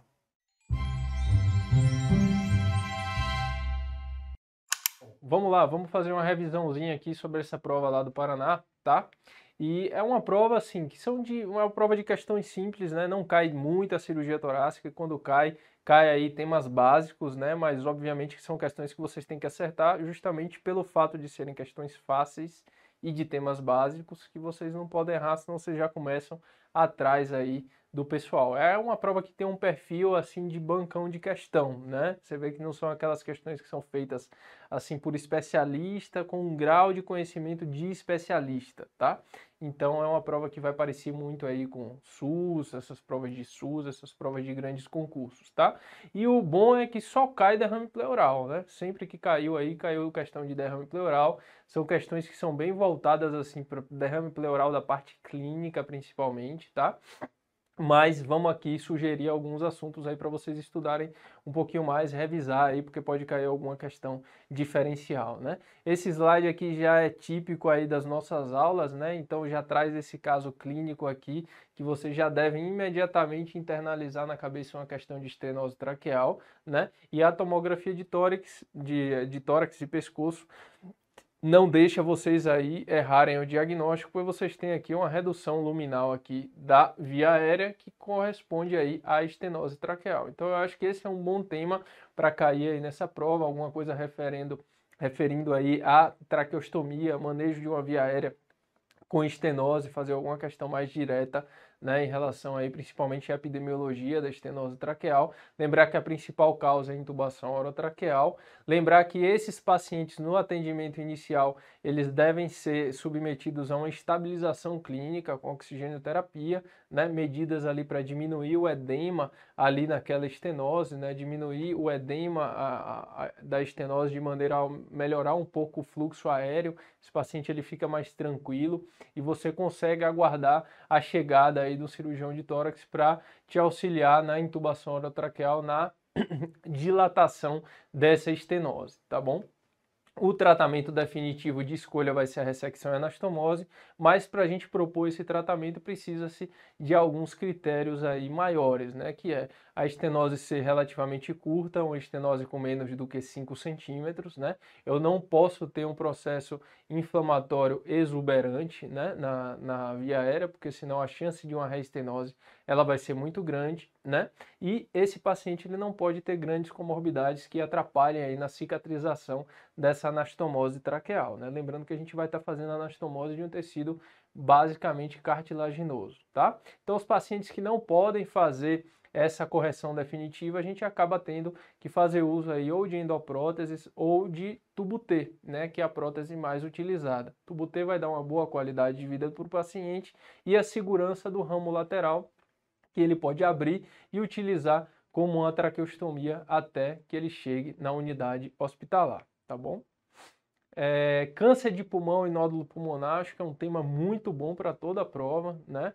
lembrar aí do nódulo pulmonar solitário, que vai ser a manifestação primária aí do câncer de pulmão, né? E o nódulo pulmonar solitário, ele vai ser identificado geralmente em tomografias de uma forma incidental, e a gente sempre, quando tiver frente ao nódulo pulmonar solitário, a primeira coisa é olhar as características do paciente, né? Ver se esse paciente é de alto risco ou não para câncer, né? E aí sempre procurar no enunciado a palavrinha mágica tabagismo, tá? E aí a gente vai olhar a lesão. Se ela for uma lesão semissólida, ela tem uma chance maior de ser uma neoplasia. Se ela tiver no lobo superior, ela tem uma chance maior de ser uma neoplasia primária. E ainda tem aqueles conceitos clássicos lá, que são bordas espiculadas, mal definidas, pinçamento pleural, que a gente lembra muito bem, tá bom? Essas lesões, elas vão ser geralmente aí originárias de câncer primário do pulmão, cujo carro-chefe vai ser o adenocarcinoma, tá? Seguido aí pelo carcinoma de células escamosas. Lembrar que o adenocarcinoma ele é o mais frequente e na tomografia ele se apresenta inicialmente como uma lesão em vidro fosco que vai adquirindo um componente sólido, tá? À medida que ele vai se tornando mais invasivo, né? O tumor carcinoide, ele é muito importante para vocês lembrarem também, porque ele foge um pouco dessa epidemiologia, né? O tumor carcinoide, ele não tem uma relação direta com o cigarro. Então a gente tem pacientes jovens do sexo feminino que chegam ali com história de hemoptise, né, sangramento de via aérea, bronquiectasia, asma maltratada, né? E na verdade tem um tumor carcinoide com crescimento endobrônquico, tá? Então é bom sempre lembrar aí também desse tumor. E a biópsia, né? A biópsia, as vias de biópsia aí para esses nódulos pulmonares solitários, né? Você vai ou propor uma biópsia por broncoscopia ou uma percutânea. A percutânea, ela é escolhida na maioria dos casos, porque ela consegue tirar mais material e consegue biopsiar lesões menores, tá? Mas ela, via de regra, é ideal para lesões mais periféricas, porque ela é aquela biópsia de fora para dentro, enquanto a broncoscopia é uma biópsia de dentro para fora e ela fica reservada aqui, ó, para lesões que estão endobrônquicas, né? Onde o aparelho consegue chegar e a gente consegue tirar o pedaço dessa lesão de uma forma mais efetiva, de forma mais fidedigna. A biópsia cirúrgica, ela praticamente é inexistente, não quero que vocês marquem como alternativa verdadeira uma biópsia cirúrgica, tá? Isso é muito difícil para nódulo pulmonar. Biópsia cirúrgica é mais feita aí num contexto de doença pulmonar intersticial, tá? E volta e meia a gente pode ir sim para a cirurgia sem um diagnóstico anatomopatológico do nódulo, mas a gente só faz isso se for uma suspeita muito forte de câncer de pulmão, doença muito inicial e em paciente com baixíssimo risco de complicação pós-operatória. Tá bom? Vamos dar uma olhadinha aqui nas questões dessas provas, né? Paciente com história de dispneia, com 2 semanas de evolução e piora progressiva. Constatou-se na investigação derrame pleural à esquerda, no qual foi feita uma toracocentese diagnóstica com os resultados que se seguem, né? LDH de 180, proteínas totais de 4,1, então aqui a gente já mata aí um exudato, né? Glicose de 84, adenosina deaminase de 12, então já tem uma adenosina deaminase baixa, então é um exudato que não vai estar relacionado aí à tuberculose pleural, né? Bacterioscopia, cultura para germes comuns e citologia oncótica negativas, né? O exame e os exames séricos, aí ele dá os valores séricos, né? Para você provavelmente aí fazer os critérios de Light, perder tempo aí da sua prova fazendo o critério de Light, só que você não vai perder esse tempo porque eu já lhe dei aí a dica de que uma proteína maior que 3,5, que é o pulo do gato, né? No líquido pleural, você já parte do princípio que é um exudato, tá? Então eu não vou nem ler isso daí, tá? Ele quer saber qual que é o próximo passo da investigação. Então eu tenho um exudato não complicado, né? Porque eu estou com a glicose de 84, tem uma adenosina deaminase baixa, então aí provavelmente não vai ser também originário de uma tuberculose pleural, né? O ideal era eu ter a citologia diferencial desse paciente, para eu poder saber se esse paciente aí ele tem um exudato com predomínio neutrofílico ou com predomínio linfocítico, né? Porque eu quero saber se ele tem um processo parapneumônico do neutrofílico ou se no linfocítico ele vai ter aí ele vai estar diante aí de uma neoplasia, tá? Mas vamos dar uma olhadinha aqui na clínica. Ó. O paciente teve uma história de dispneia, né, com 2 semanas de evolução e piora progressiva, né, e tem um derrame pleural. Vamos ver as alternativas, né? Letra A, analisar a função hepática, né? A função hepática, ela estaria mais relacionada num contexto de derrame pleural, num contexto de cirrose, né? E aí seria mais um transudato, né? Não é o caso desse paciente que tem um exudato. Pacientes com cirrose hepática aí se mostram a principal causa aí de derrame transudativo. Então ele teria um derrame com baixa concentração de proteína. Então essa daí já está falsa. Letra B, angiotomografia pulmonar. Para que a gente pede angiotomo de tórax? Né? A gente pede angiotomo de tórax para tromboembolismo pulmonar. Né? Nesse contexto de dispneia progressiva, né, pode até estar realmente associado. Se ele quisesse fazer um quadro, uma questão um pouco mais assertiva, ele falaria que o paciente teve um episódio de dispneia súbita e agora está evoluindo com a piora progressiva e tem um derrame pleural. Pode ser a resposta dessa questão se você considerar que o paciente está tendo aí um exudato decorrente de um tromboembolismo pulmonar, né? O que pode fazer sentido aí nesse caso sim, tá? E esse realmente foi aí o gabarito dessa questão, né? Vamos ver as outras alternativas. A letra C, dosagem sérica de NT-proBNP. Aí você está falando que o paciente está tendo uma congestão pulmonar com derrame pleural transudativo, também está errado. Letra D, analisar novamente o líquido pleural. Nunca marque numa questão de prova repetir um exame que já foi feito, né? Porque você está aqui diante de uma questão de prova. Se ele já colocou ali que o exame foi feito e foi aquele, não tem por que você repetir, né?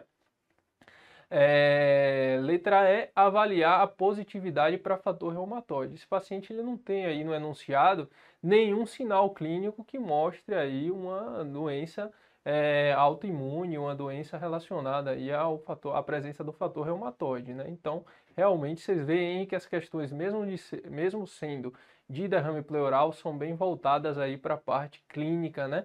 Da anamnese e da construção de raciocínio clínico, né? Um pouco menos cirúrgico. Então, para essa prova, saber os critérios de Light, saber que ele que vai diferenciar aí o transudato do exudato, né? O transudato vai ser uma causa sistêmica, o exudato eu vou ter uma doença pleural. Usem aqui o pulo do gato para não perder tempo fazendo conta, tá? Isso daí é o que a gente usa na nossa vida prática, funciona muito, muito bem, tá? Vamos seguir aqui para a próxima questão. Ó. Criança do sexo masculino, 2 anos, em tratamento de pneumonia extensa, bilateral, com pneumatoceles à direita, né?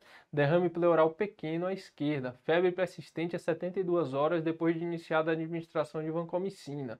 Né? Leucocitose e desvio à esquerda. A punção pleural aspirou 250 ml de líquido seroso, levemente turvo, com 100% de neutrófilos. Né? Então, um líquido neutrofílico, um pH ácido, né? Um DHL estourado, maior que 1000, uma glicose consumida, né? E uma bacterioscopia positiva. Então, é um empiema pleural. Tá? A cultura veio estafilococcus, né? E que atitude adotaria nesse caso? Letra A, drenagem fechada? Não, né? Tem pneumatoceles. Pneumatocele não é o termo ideal para você falar das loculações pleurais, né? Pneumatocele é uma outra condição, mas você vê que é aquela questão feita aí por não especialista, né? Ele coloca pneumatocele como se fosse um termo aí referente a uma loculação do derrame, mas pneumatocele na verdade são lesões intrapulmonares, né? E que tem uma etiologia totalmente diferente aí da loculação do derrame, né? Mas serve para justificar a não marcação aí dessa alternativa A, que é a drenagem fechada, que não vai resolver a clínica desse paciente, né? Letra B, toracocenteses repetidas. Também está falso, né? Pior ainda, né? Letra C, pleuroscopia com drenagem fechada. Essa daí é a resposta correta, né? Eu vou fazer uma videotoracoscopia, tirar todo esse conteúdo líquido, esse conteúdo grumoso, né, para permitir a expansão pulmonar desse paciente e a eficácia aí da antibiótico terapia, tá bom? Letra D, toracotomia com decorticação precoce, não, né? A gente não está aí com nenhuma evidência de que tenha um encarceramento pulmonar e a toracotomia não é a melhor via de acesso aí para esse caso. Letra E, drenagem pleural fechada mais injeção de fibrinolítico. Assim, eu recomendo nunca marcar injeção de fibrinolítico nas provas, porque é uma coisa assim que não é feita em quase que nenhum serviço aqui do Brasil, tá? Tem resultados pífios, até mesmo na literatura vigente, tá? Então, assim, é muito difícil, ainda mais fazer duas coisas aqui combinadas de forma inefetiva, né? A drenagem pleural não vai funcionar para esse paciente, já que ele tem um derrame aí loculado, e fazer injeção de fibrinolítico aí, principalmente para paciente criança, não vejo nem muito respaldo para isso daí, tá bom? Essa questão ela serve muito bem para a gente revisar esses critérios de complicação do líquido pleural, tá? A gente tem aqui um pH ácido, um LDH estourado e uma glicose consumida pela proliferação bacteriana e pela batalha que o sistema imunológico está travando ali com esses micro-organismos, né? E a presença de bactéria na bacterioscopia e o aspecto purulento do líquido, a gente já pode chamar, inclusive, de empiema esse líquido aí, tá bom?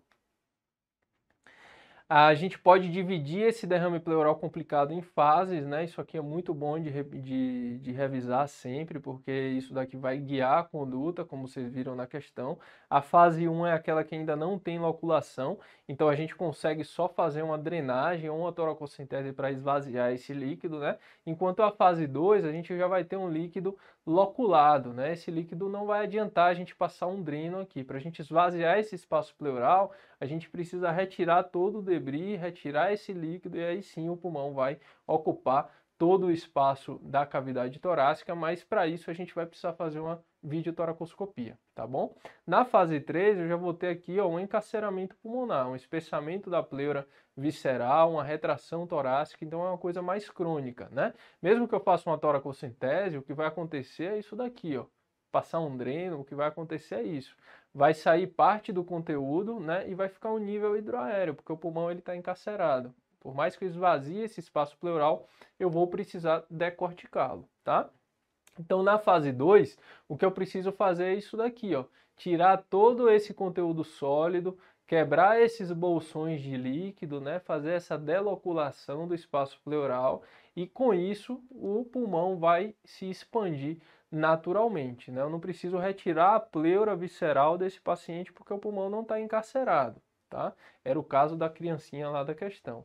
Agora, se eu deixo progredir, eu vou precisar fazer essa cirurgia aqui, que é uma cirurgia muito mais cruenta, né? Uma decorticação. Eu estou aqui retirando a pleura visceral, o pulmão está ficando aqui para baixo, né? E essa cirurgia, como vocês veem, sangra muito mais, tem fístula aérea, então o paciente precisa estar em uma boa condição clínica, né? Se ele não tem condição clínica suficiente para isso, eu vou acabar precisar fazendo uma pleurostomia, que nada mais é do que uma drenagem pleural aberta. Eu vou deixar ali o tórax do paciente aberto, vou retirar alguns fragmentos de costela. Esse paciente vai ficar purgando ali secreção purulenta por esse espaço pleural, ele vai sair do quadro infeccioso e essa infecção ela vai saneando com o passar dos meses, né? O paciente vai para casa com isso daí, vai fazendo lavagens diárias repetidas até parar de sair pus. E à medida que esse espaço pleural for resolvendo o processo infeccioso, ele vai diminuindo, né? Vai diminuindo e às vezes até fecha sozinha aí essa pleurostomia, tá bom? Vamos ver essa outra questão aqui, ó. Paciente com derrame pleural é submetido à toracocentese diagnóstica, cuja análise citológica do líquido demonstrou a presença de plasmócitos em grande volume. Assinale a assertiva que contenha o principal diagnóstico desse paciente. Isso é uma questão bem específica, né? Acho que ninguém marcaria tuberculose, porque não tem muito a ver plasmócito com tuberculose, mas mieloma múltiplo, sim, né? A gente sabe aí que a gente pode ter uma proliferação, uma contagem plasmocitária muito alta no mieloma múltiplo e no derrame pleural também. Não é uma coisa muito frequente da gente ver na prática, mas isso é um derrame pleural neoplásico aí, secundário aí ao mieloma múltiplo, né? Letra C, mesotelioma pleural, falso, né? Você teria uma proliferação mesotelial. Letra D, infarto pulmonar crônico, também falso. Às vezes a gente tem até uma predomínio eosinofílico, né? Mas não de plasmócitos, né? Letra E, neoplasia pleural metastática, né? Também está falso. Em relação ao derrame pleural neoplásico, esse aqui eu acho que é um tema quente aí para as provas, né? Inclusive para as provas assim que fazem questões de grandes de grandes bancos de questão, eles sempre vão perguntar para vocês em relação à pleurodese, né? E simplesmente em relação aos critérios que permite você fazer a pleurodese ou não, né? A pleurodese, ela é o melhor tratamento aí para o derrame pleural recidivante, porque ela vai fazer o tratamento paliativo do derrame, né? Ela vai impedir que acumule líquido novamente e esse paciente ele não vai ficar com nenhum dispositivo, não vai ficar com dreno, nada. Mas o preço que o paciente paga por isso é um processo inflamatório agudo, né? Então o paciente tem muita dor, tem febre, né? Principalmente nas 24, 48 horas depois do procedimento. Por quê? Porque a gente jogou um monte de talco aqui, isso daí vai causar uma baita inflamação pleural e essa inflamação vai fazer com que a gente tenha a aderência da pleura visceral na parietal. Então, para isso, o paciente tem que ter uma boa condição clínica, senão ele não resiste a esse processo inflamatório, né? O paciente acaba morrendo disso daí, né?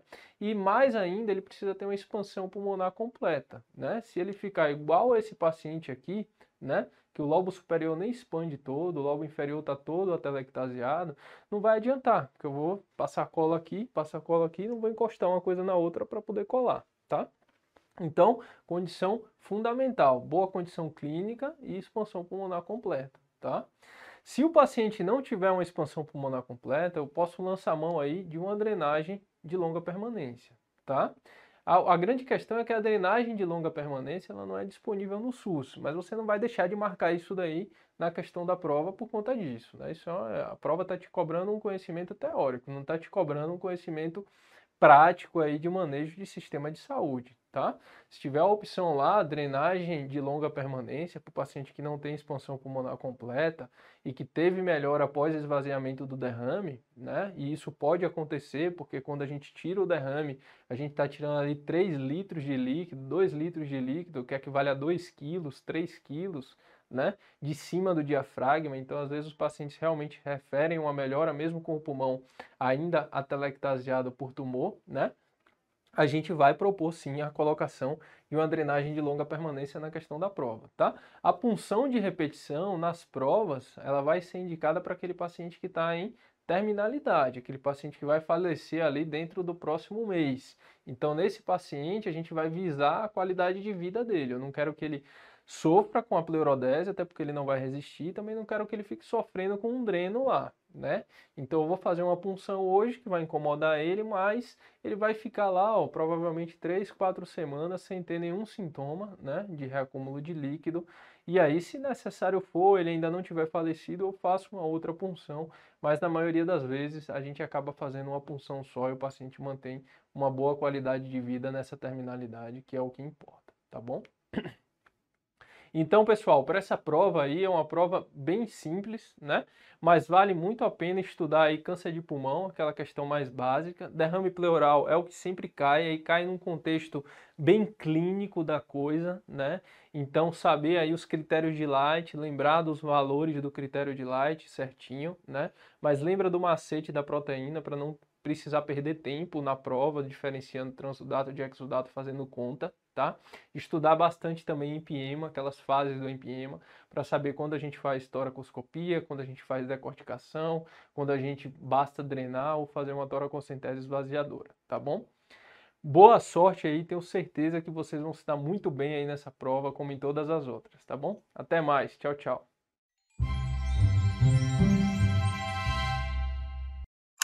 Então vamos dominar mais uma prova, essa aqui do AMP. O que essa prova faz? Ela traz umas questões longas, com os textos imensos e cheinhas de conceito. Então é uma prova legal para você revisar mesmo a matéria. Pegar aqueles conceitos que você, poxa, precisa afinar um pouquinho, entender alguma coisinha a mais. As questões dessa prova aqui vão te dar uma oportunidade de fazer isso em cada uma delas. Então eu montei pra gente aqui uma ideia um pouco diferente, tá bom? De revisão. A gente vai olhar as questões e vai falando sobre cada uma delas, pontuando os conceitos. Então aquela aula, para os temas que você já sabe um pouco mais, que está mais por dentro, para lapidar um pouquinho na véspera da prova, tá certo? Então vamos lá. Sobre queimadura elétrica. De todos os pacientes internados por queimaduras, 3 a 5% possuem queimaduras por contato com a eletricidade. Sobre essa patologia, avalie as seguintes asserções e relações propostas entre elas. Então, o que ele vai falar? Ele vai te dar duas afirmativas, você tem que falar se uma é verdade e a outra é ou não consequência da primeira. Então vamos lá. A lesão elétrica é diferente das outras queimaduras na medida em que as áreas visíveis de necrose tissular representam apenas uma pequena porção do tecido destruído. Isso é o correto, né? Portanto, para avaliação específica do dano muscular, é necessária a realização de uma tomografia computadorizada para a extremidade afetada. Não. Então a resposta aqui, a primeira é verdadeira e a segunda não é verdadeira, a segunda é falsa, né? A gente não faz tomografia para identificar o grau de lesão muscular. Pelo contrário, a gente avalia a lesão muscular por sinais de síndrome compartimental para ver se a gente precisa ou não fazer uma fasciotomia e se o paciente evoluiu ou não com mioglobinúria. Quando a gente vai fazer uma tomografia aí, se o paciente tem uma lesão de parede abdominal profunda, será que pegou alguma alça? Será que tem algum sinal de lesão de víscera? Aí a gente pode fazer uma tomografia, mas não é uma regra dentro das queimaduras elétricas. Mais uma questão. Homem de 40 anos chega ao pronto-socorro com queimadura em antebraço esquerdo provocada por contato com óleo fervendo. Apresenta lesão com escara endurecida, esbranquiçada envolvendo toda a circunferência do antebraço e por cerca de 20 cm de comprimento. O paciente se queixa de insensibilidade e parestesia no membro e hiperestesia nos dígitos. Beleza. Assinale a assertiva que contenha a conduta mais adequada a este momento. Hidratação vigorosa, desbridamento de tecidos desvitalizados e realização de curativo a vácuo. A gente faz desbridamento já nesse primeiro momento? Não é essa conduta que a gente faz no primeiro momento, né? Primeiro a gente estabiliza esse paciente. Desbridamento a gente faz ali geralmente depois de 3 dias, 3 a 5 dias, que é considerado desbridamento em enxertia precoce. Oclusão da lesão por 48 horas, ou seja, para de olhar para isso daí, coloca um curativo impermeável, sulfadiazina de prata e beleza. O paciente está evoluindo ali com um sinal de síndrome compartimental por necessidade de uma escarotomia. Então vamos ver a próxima. Escarotomia com incisão lateral e medial da área afetada, com o objetivo de restaurar a perfusão aos tecidos distais. Exatamente. Quando a gente tem uma queimadura elétrica, que não é o caso aqui, geralmente a gente precisa de fasciotomia, porque os compartimentos musculares estão gerando essa resistência. Quando você tem uma queimadura circunferencial, quem gera resistência é a carapaça, é a escara necrótica ali nacarada, dura, que se formou na pele queimada. Então você faz uma escarotomia. Vai ali com a laminazinha 11, usa o seu dedo como limitador, incisa e rasga para cá, para cá. Fazendo isso, você relaxa a tensão e resolve. Pode fazer isso à beira-leito, tá bom? D. Amputação da região acometida, preservando o tecido para a preparação imediata do coto para a inserção de prótese substitutiva. De modo algum, né? A gente quer evitar que esse paciente precise amputar, por isso a gente vai fazer a escarotomia.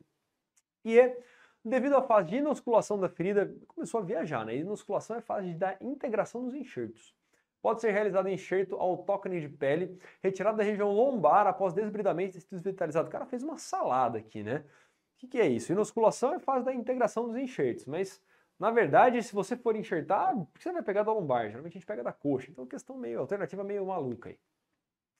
Sobre queimadura elétrica, alguns pontos aqui pra gente lembrar. Primeiro, engana, tá bom?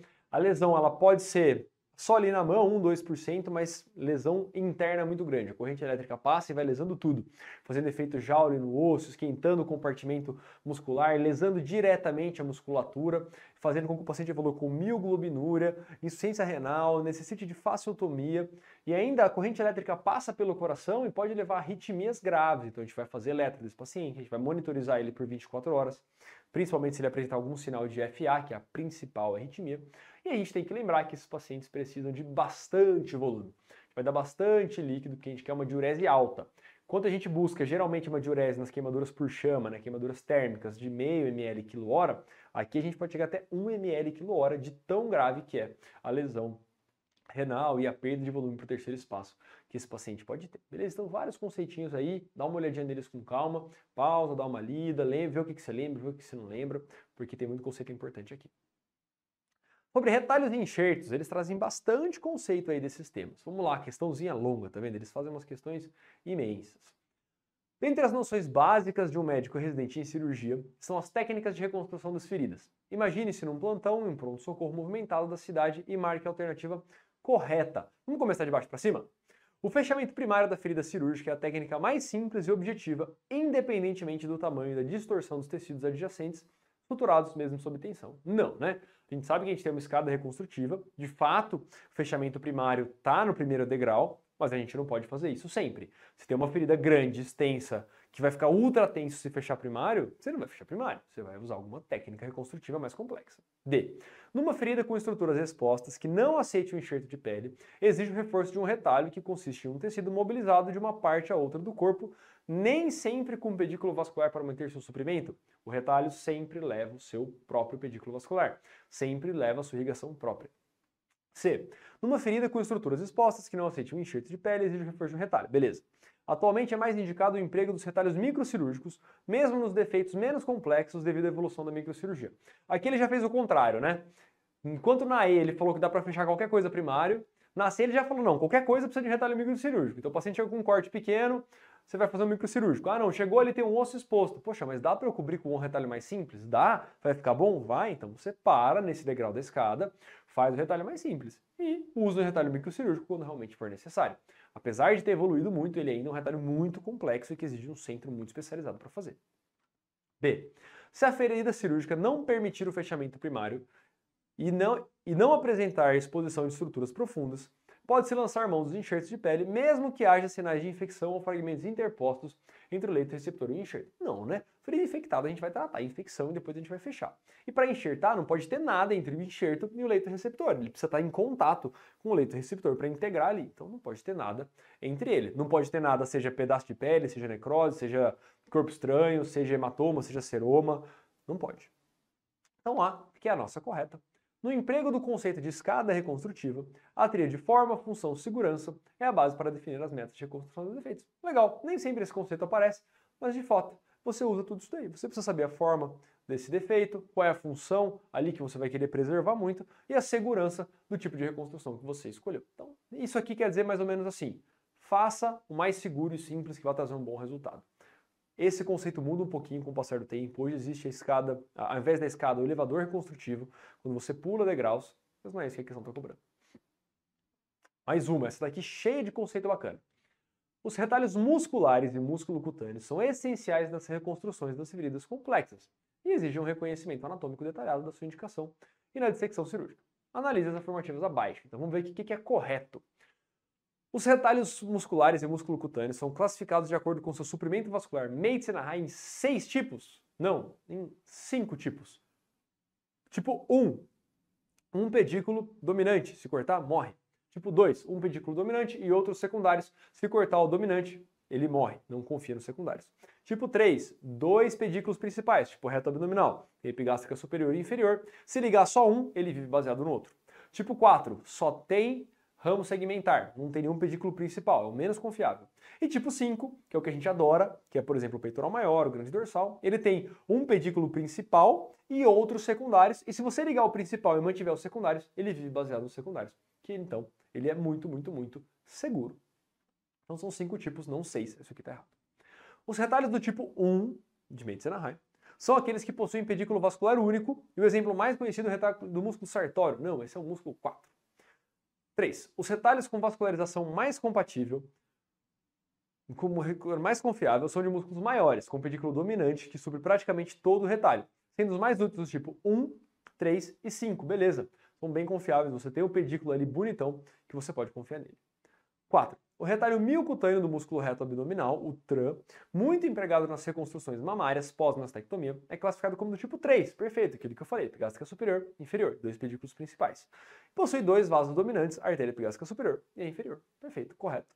E 5. O retalho músculo grande dorsal é classificado como do tipo 5, ótimo, um pedículo principal e outros secundários que suprem o músculo na ausência do principal. Com o pedículo dominante, a artéria tóraco-dorsal, correta, essa artéria mesmo, e outros pedículos segmentários secundários. Perfeito. Então, aqui 3, 4 e 5 corretas. Correlações as colunas e assinale a alternativa correta. Eu adaptei essa questão aqui, tá? Essa questão não estava assim na prova. Era um texto imenso, gigantesco, com um monte de informação que não servia de nada, e aí no final ele pediu para você fazer essa correlação, e ela também não estava em tabela. Então eu fiz uma tabela aqui, eu quero que você pause agora e tente correlacionar uma com a outra, que eu já vou pular para a resposta e a gente vai conversar o que é cada uma delas. Então pausou? Beleza. Agora tá aí. Bem marcado o que é correto e não. Então, enxerto de pele de espessura parcial. Onde que está a definição dele? Está ali no meio. Podem ser confeccionados em malha por meio de incisões em fenda na lâmina do enxerto, permitindo sua expansão, sendo útil quando existe escassez de pele doadora disponível. Perfeito. Um grande queimado, por exemplo, tem pouca área doadora, você vai lá e faz um enxerto em malha, que você pode aumentar em até 1:9. Raramente a gente faz. Geralmente a gente vai até 1:3, mas você ganha muita área de cobertura. Ótimos enxertos de pele parcial são assim. 2. Enxertos de pele de espessura total. Onde que está a resposta dele? É a segunda ali. Englobam a epiderme e toda a derme, com porções de suas glândulas sudoríparas, sebáceas e folículos pilosos. Exatamente, você leva a epiderme, a derme inteira, junto com os anexos dérmicos. 3. Enxerto de pele de células teciduais cultivadas. Isso aqui já é uma coisa mais recente, mais cara, mais tecnológica, mais complexa e que vem crescendo. Por exemplo, as culturas de células, etc., que a gente faz para cobrir defeitos em pacientes que não têm área doadora. Está lá em cima. São utilizados no tratamento de queimaduras ou feridas cutâneas extensas e resultam do cultivo in vitro de células epidérmicas humanas por um período de 3 a 6 semanas. Perfeito. Então você vê que é uma técnica demorada, ela ainda é muito cara, pouco empregada, mas que já é disponível.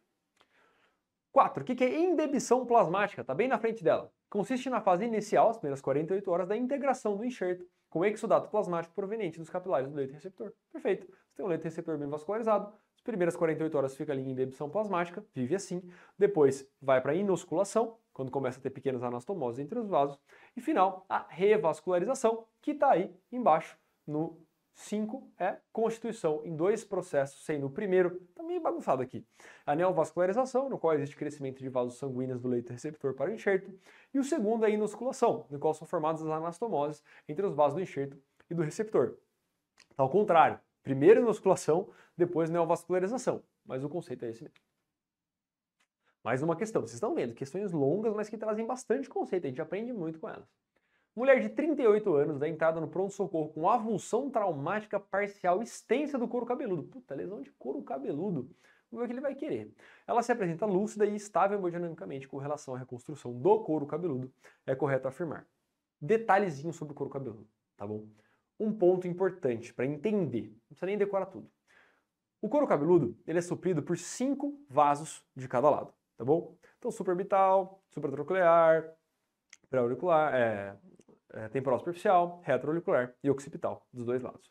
Baseado em qualquer um desses vasos, o segmento de tecido vive, então é muito irrigado, tem muita anastomose. Isso é uma coisa interessante de entender. Então, se foi avulsionado o couro cabeludo inteiro e você conseguir anastomosar 1 ou 2 desses vasos, você consegue fazer um retalho microcirúrgico e reimplantar o couro cabeludo. Isso é legal entender.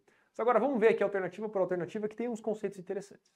Os defeitos extensos do couro cabeludo que expõem a tábua óssea externa não podem ser cobertos com enxerto de pele. Eles podem ser cobertos com enxerto de pele, tá bom? A tábua óssea externa, se tiver com periósteo íntegro, você pode sim cobrir com enxerto de pele. B. Os retalhos pediculados mais utilizados para a cobertura do couro cabeludo são do músculo trapézio, legal, peitoral menor e reto abdominal. Puxa, imagina fazer um retalho pediculado do reto abdominal para cobrir o couro cabeludo. Como é que você vai levar esse músculo daqui para o couro cabeludo pediculado? Fica pendurado aqui, não dá, né? Peitoral menor também é um músculo bem pequeno, que não dá para você rodar ele e cobrir o couro cabeludo. Agora o trapézio sim dá para usar. C. Se a equipe de resgate da paciente em questão trouxe parte do couro cabeludo avulsionada, sempre existe a opção de reconstrução com microcirurgia, independente das condições dos vasos do pedículo. Não, né?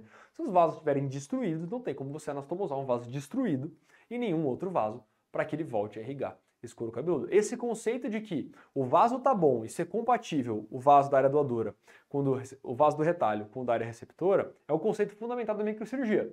Os vasos compatíveis são importantes e é importante que esses vasos estejam em bom aspecto, em boas condições para serem anastomosados. Então não é sempre, né? Se o vaso estiver zoado, não vai ficar bom, não tem como. D. Defeitos traumáticos do couro cabeludo, mesmo que pequenos, não podem ser fechados primariamente, necessitando de retalhos devido à pouca mobilidade do tecido circundante. Um defeito de até 1 centímetrozinho assim, dá para você dissecar, né, o tecido e levantar. Só que uma coisa que tem que entender, o couro cabeludo realmente é pouco móvel, ele anda pouco. Então se você tem que andar 1, 2 centímetros de couro cabeludo, às vezes você precisa dissecar tudo, assim, você disseca, descola, o corte está aqui, você descola até aqui atrás e mobiliza 1 centímetro. Diferente do abdômen. O abdômen, quando a gente descola, ele mobiliza um monte. O couro cabeludo mobiliza pouco. Mas você pode fazer isso sim, e lesões pequenas podem ser fechadas primariamente usando essa técnica, então tá errado. Agora vamos para o correto. O retalho livre do músculo grande dorsal é preferido para a cobertura dos defeitos totais ou quase totais do couro cabeludo, em virtude do seu contorno achatado e de sua habilidade em cobrir uma superfície extensa. Perfeito. O músculo grande dorsal, que é esse músculo aqui atrás, ele é um músculo grande, largo e fino. Então ele tem uma área grande, mas ele é fino. E ele é bem maleável, é um músculo bem mole. Então o que a gente consegue fazer? A gente consegue pegar esse retalho de maneira microcirúrgica, liga lá a artéria tóraco-dorsal e a veia junto, anastomosa aqui em um desses ramos que eu falei, e aí você coloca aqui um tantão de tecido molinho, maleável e cobre o defeito. O paciente vai ficar com alopécia para sempre, mas isso não é um grande problema, dá para sobreviver com alopécia tranquilamente. Brincadeira, é uma coisa importante, tem que levar em consideração nessa reconstrução. A alopécia, especialmente para quem tem uma relação muito importante com o cabelo, é uma coisa interessante de a gente se preocupar muito. Tanto que existem técnicas que evitam a alopécia, mas não numa avulsão total de couro cabeludo. Se perder até metade do couro cabeludo, a gente consegue expandir o tecido, né, com expansores teciduais e levar o cabelo e aí conseguir uma cobertura de cabelo legal. Mas no caso, com a avulsão total do couro cabeludo, a gente precisa cobrir com um retalho, o paciente vai ter alopécia para sempre. E aí pode usar perucas e etc. E aí, geralmente esse músculo, a gente leva o músculo inteiro e faz um enxerto de pele em cima, né? A gente não leva uma ilha de pele aqui das costas grande o suficiente para cobrir o couro cabeludo. Você leva o músculo e enxerta em cima do músculo. Questão bacana, interessante aí, que exige um pouco de bom senso. Também dá para acertar mesmo não conhecendo muito aí sobre a reconstrução diretamente de couro cabeludo. Questãozinha conceitual. No que diz respeito aos retalhos, é correto afirmar que, vocês estão vendo, né? Um monte de questão com um monte de conceito e legal, interessante da gente entender, ler cada uma com calma, aprender o que está errado, o que está certo em cada uma das alternativas. Então vamos lá. Os retalhos faciocutâneos são retalhos axiais e não são pediculados. Não tem muita lógica isso, né? Quando a gente fala de classificação dos retalhos, você tem os axiais e os aleatórios. Os axiais são exatamente aqueles que têm pedículos que a gente conhece, que a gente sabe o nome. Então retalhos faciocutâneos axiais são pediculados e têm pedículos que a gente conhece. Os retalhos microcirúrgicos são amplamente empregados devido à sua simplicidade de execução. É claro que é simples, né? Está no último degrau da escala reconstrutiva, poucos serviços no Brasil e no mundo fazem, exige uma equipe muito especializada? Então, obviamente não, né? É um retalho bastante complexo, é o mais complexo que tem. C. Os retalhos em VY são retalhos de avanço e muito empregados nas reconstruções articulares, pois nessa região não há necessidade de alongar cicatrizes. Exatamente o contrário, né? As regiões de articulação, se você tiver uma cicatriz encurtada, você fica com a articulação encurtada. E aí é aqui sim que você precisa de cicatrizes alongadas. A zetaplastia, por exemplo, é uma técnica para alongar uma cicatriz. D. Um retalho é definido como um segmento de tecido parcial ou completamente isolado, cuja vascularização se faz por meio de embebição plasmática no leito receptor. Não, isso é um enxerto, né? Exatamente o contrário do retalho. E. A zetaplastia, que é a nossa correta, ou plástica em Z, mesma coisa, envolve a transposição de dois retalhos randômicos em forma de triângulos adjacentes com o objetivo de alongar ou redirecionar uma cicatriz prévia. Eu não coloquei a imagem aqui da zetaplastia, mas procura dar uma olhadinha. Vocês vão ver, a gente faz um Z, assim, em cima da cicatriz, e aí a gente quebra essa linha de tensão, roda as perninhas do Z e alonga a cicatriz. Beleza. Próxima. Qual a sequência correta de complexidade reconstrutiva no fechamento de uma ferida cutânea? Isso aqui é legal. Isso aqui é para saber se você tem na cabeça a escada reconstrutiva. É isso que a gente quer saber. Então, olha na primeira linha e procura aquele que traz o mais simples de todos. Qual que é o mais simples de todos? Fechamento primário ou fechamento linear. Então, você já elimina aí A e B. Então, entre a C, a D e a E. Fechamento linear, beleza. A próxima mais simples, retalho cutâneo ou enxerto cutâneo? Enxerto é mais simples do que retalho, tá bom? Então a gente segue a sequência ali da alternativa D. Fechamento linear, enxerto, retalho cutâneo, retalho miocutâneo, que leva músculo também, e retalho livre.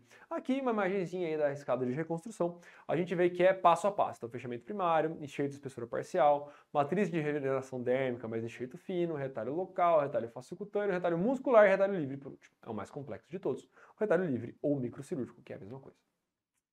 Questõezinhas agora sobre cicatrização. Vamos ver o que eles trazem. Feridas crônicas são ferimentos que não puderam prosseguir por meio de um processo reparador de maneira ordenada para produzir a integridade anatômica e funcional por um período de 3 meses. Diversos fatores podem influenciar nesse processo. Assinale a alternativa abaixo que contenha um fator responsável por esse defeito, seu mecanismo fisiopatológico. Beleza, então tabagismo promove vasodilatação? Não, ele promove vasoconstrição, por isso que prejudica muito a cicatrização. Infecção. As bactérias prolongam sim a fase inflamatória, interferem na epitelização, contração e deposição do colágeno.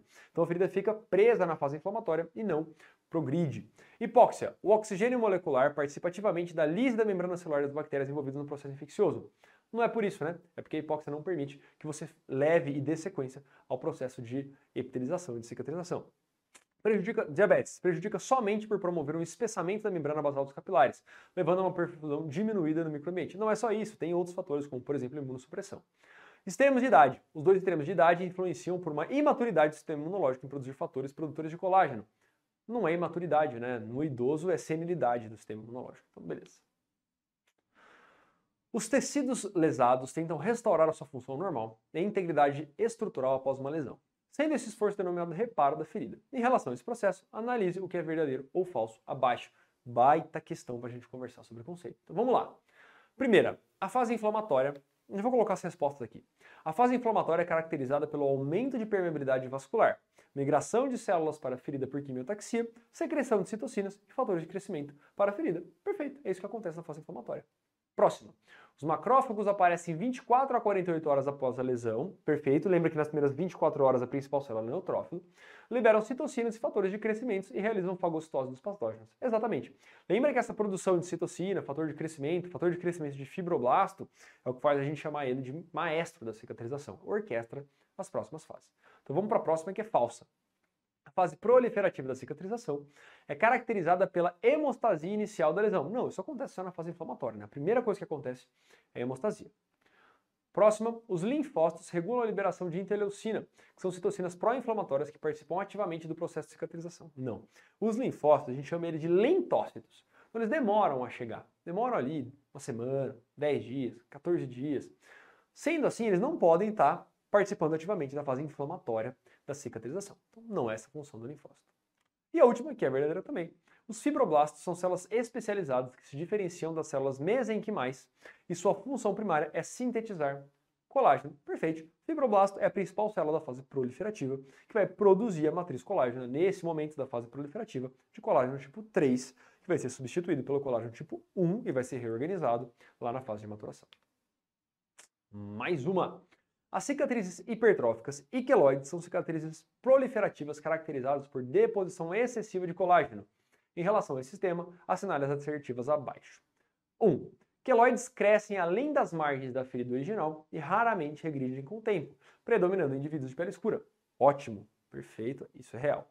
Além de tudo, eles não existem em albino, não tem relato em albino, e uma prova ou outra pergunta essa bobeira, mas esse detalhe, né? Não é uma bobeira, é um detalhe, mas uma prova ou outra pergunta. Então não tem em albino e realmente predomina em indivíduos de pele escura. 2. Infecção, isquemia, diabetes mellitus, radiação ionizante, desnutrição, idade avançada e deficiências vitamínicas e de minerais são fatores que podem inibir a cicatrização da ferida. Real, verdade. Todos esses são fatores. Lembra que o principal fator é a infecção que vai inibir e levar a uma ferida crônica. 3. As cicatrizes hipertróficas são cicatrizes elevadas que permanecem nos limites da ferida original e muitas vezes regridem espontaneamente. Ótimo, correto também. A gente trata elas, na maioria das vezes, só com uma plaquinha de silicone ali que resolve. E 4. Inflamação prolongada e reepitelização insuficiente, como feridas por queimaduras, podem promover cicatrização hipertrófica. Todas estão corretas. Ótima questão, cheia de conceito bacana. Lembra aqui, lá na 4, queimadura, principalmente segundo profundo e terceiro grau, levam a cicatriz hipertrófica. Então o que a gente faz? Excisa tangencial ou desbrida, né? Segundo profundo e terceiro. E aí a gente vai lá e enxerta precocemente, terceiro ou quinto dia. Lesão por pressão, uma questão só, porque tem bastante conceito legal. Paciente feminina de 85 anos, obesa, diabética, submetida à cirurgia para correção de fratura do colo do fêmur, apresenta após 7 dias de internação lesões eritematosas com algumas regiões onde se nota perda cutânea e bolhas no dorso, região pré-sacral e nádegas. Podemos afirmar que, então ela tem uma lesão com perda cutânea e bolhas no dorso, região pré-sacral e nádegas. A paciente provavelmente está desenvolvendo alergia ao lençol do leito. Nesse ponto de pressão é alergia do lençol e no resto do corpo não tem nada. Muito provavelmente não, isso deve ser uma lesão por pressão. Paciente com mobilidade, já idosa, obesa, diabética, então vamos pensar em lesão por pressão. B. A paciente desenvolveu escara de decúbito com classificação estágio 3. Não, aparentemente pelo que descreve é um estágio 2. Lembra lá do NPUAP? Estágio 1, só uma hiperemia, lesão da epiderme. Estágio 2 é isso daí. Uns esfacelos na pele, umas bolhas. Estágio 2, só lesão de espessura parcial de derme. Grau 3, espessura total de derme com exposição do subcutâneo. Grau 4, já estruturas profundas presentes, né? Músculo, osso, tendão. Não classificável, aquela que tem uma carapaça necrótica, que a gente desbrida, e aí vai descobrir se é 3 ou 4, não tinha como saber antes. E por fim, a lesão tissular profunda, que é quando o tecido profundo está lesado, porque é mais sensível à isquemia, mas a derme ainda está íntegra, fica ali uma bolha marronzada, arroxeada, meio sanguinolenta. Esses são os estágios. Nesse caso, provavelmente estágio 2. C.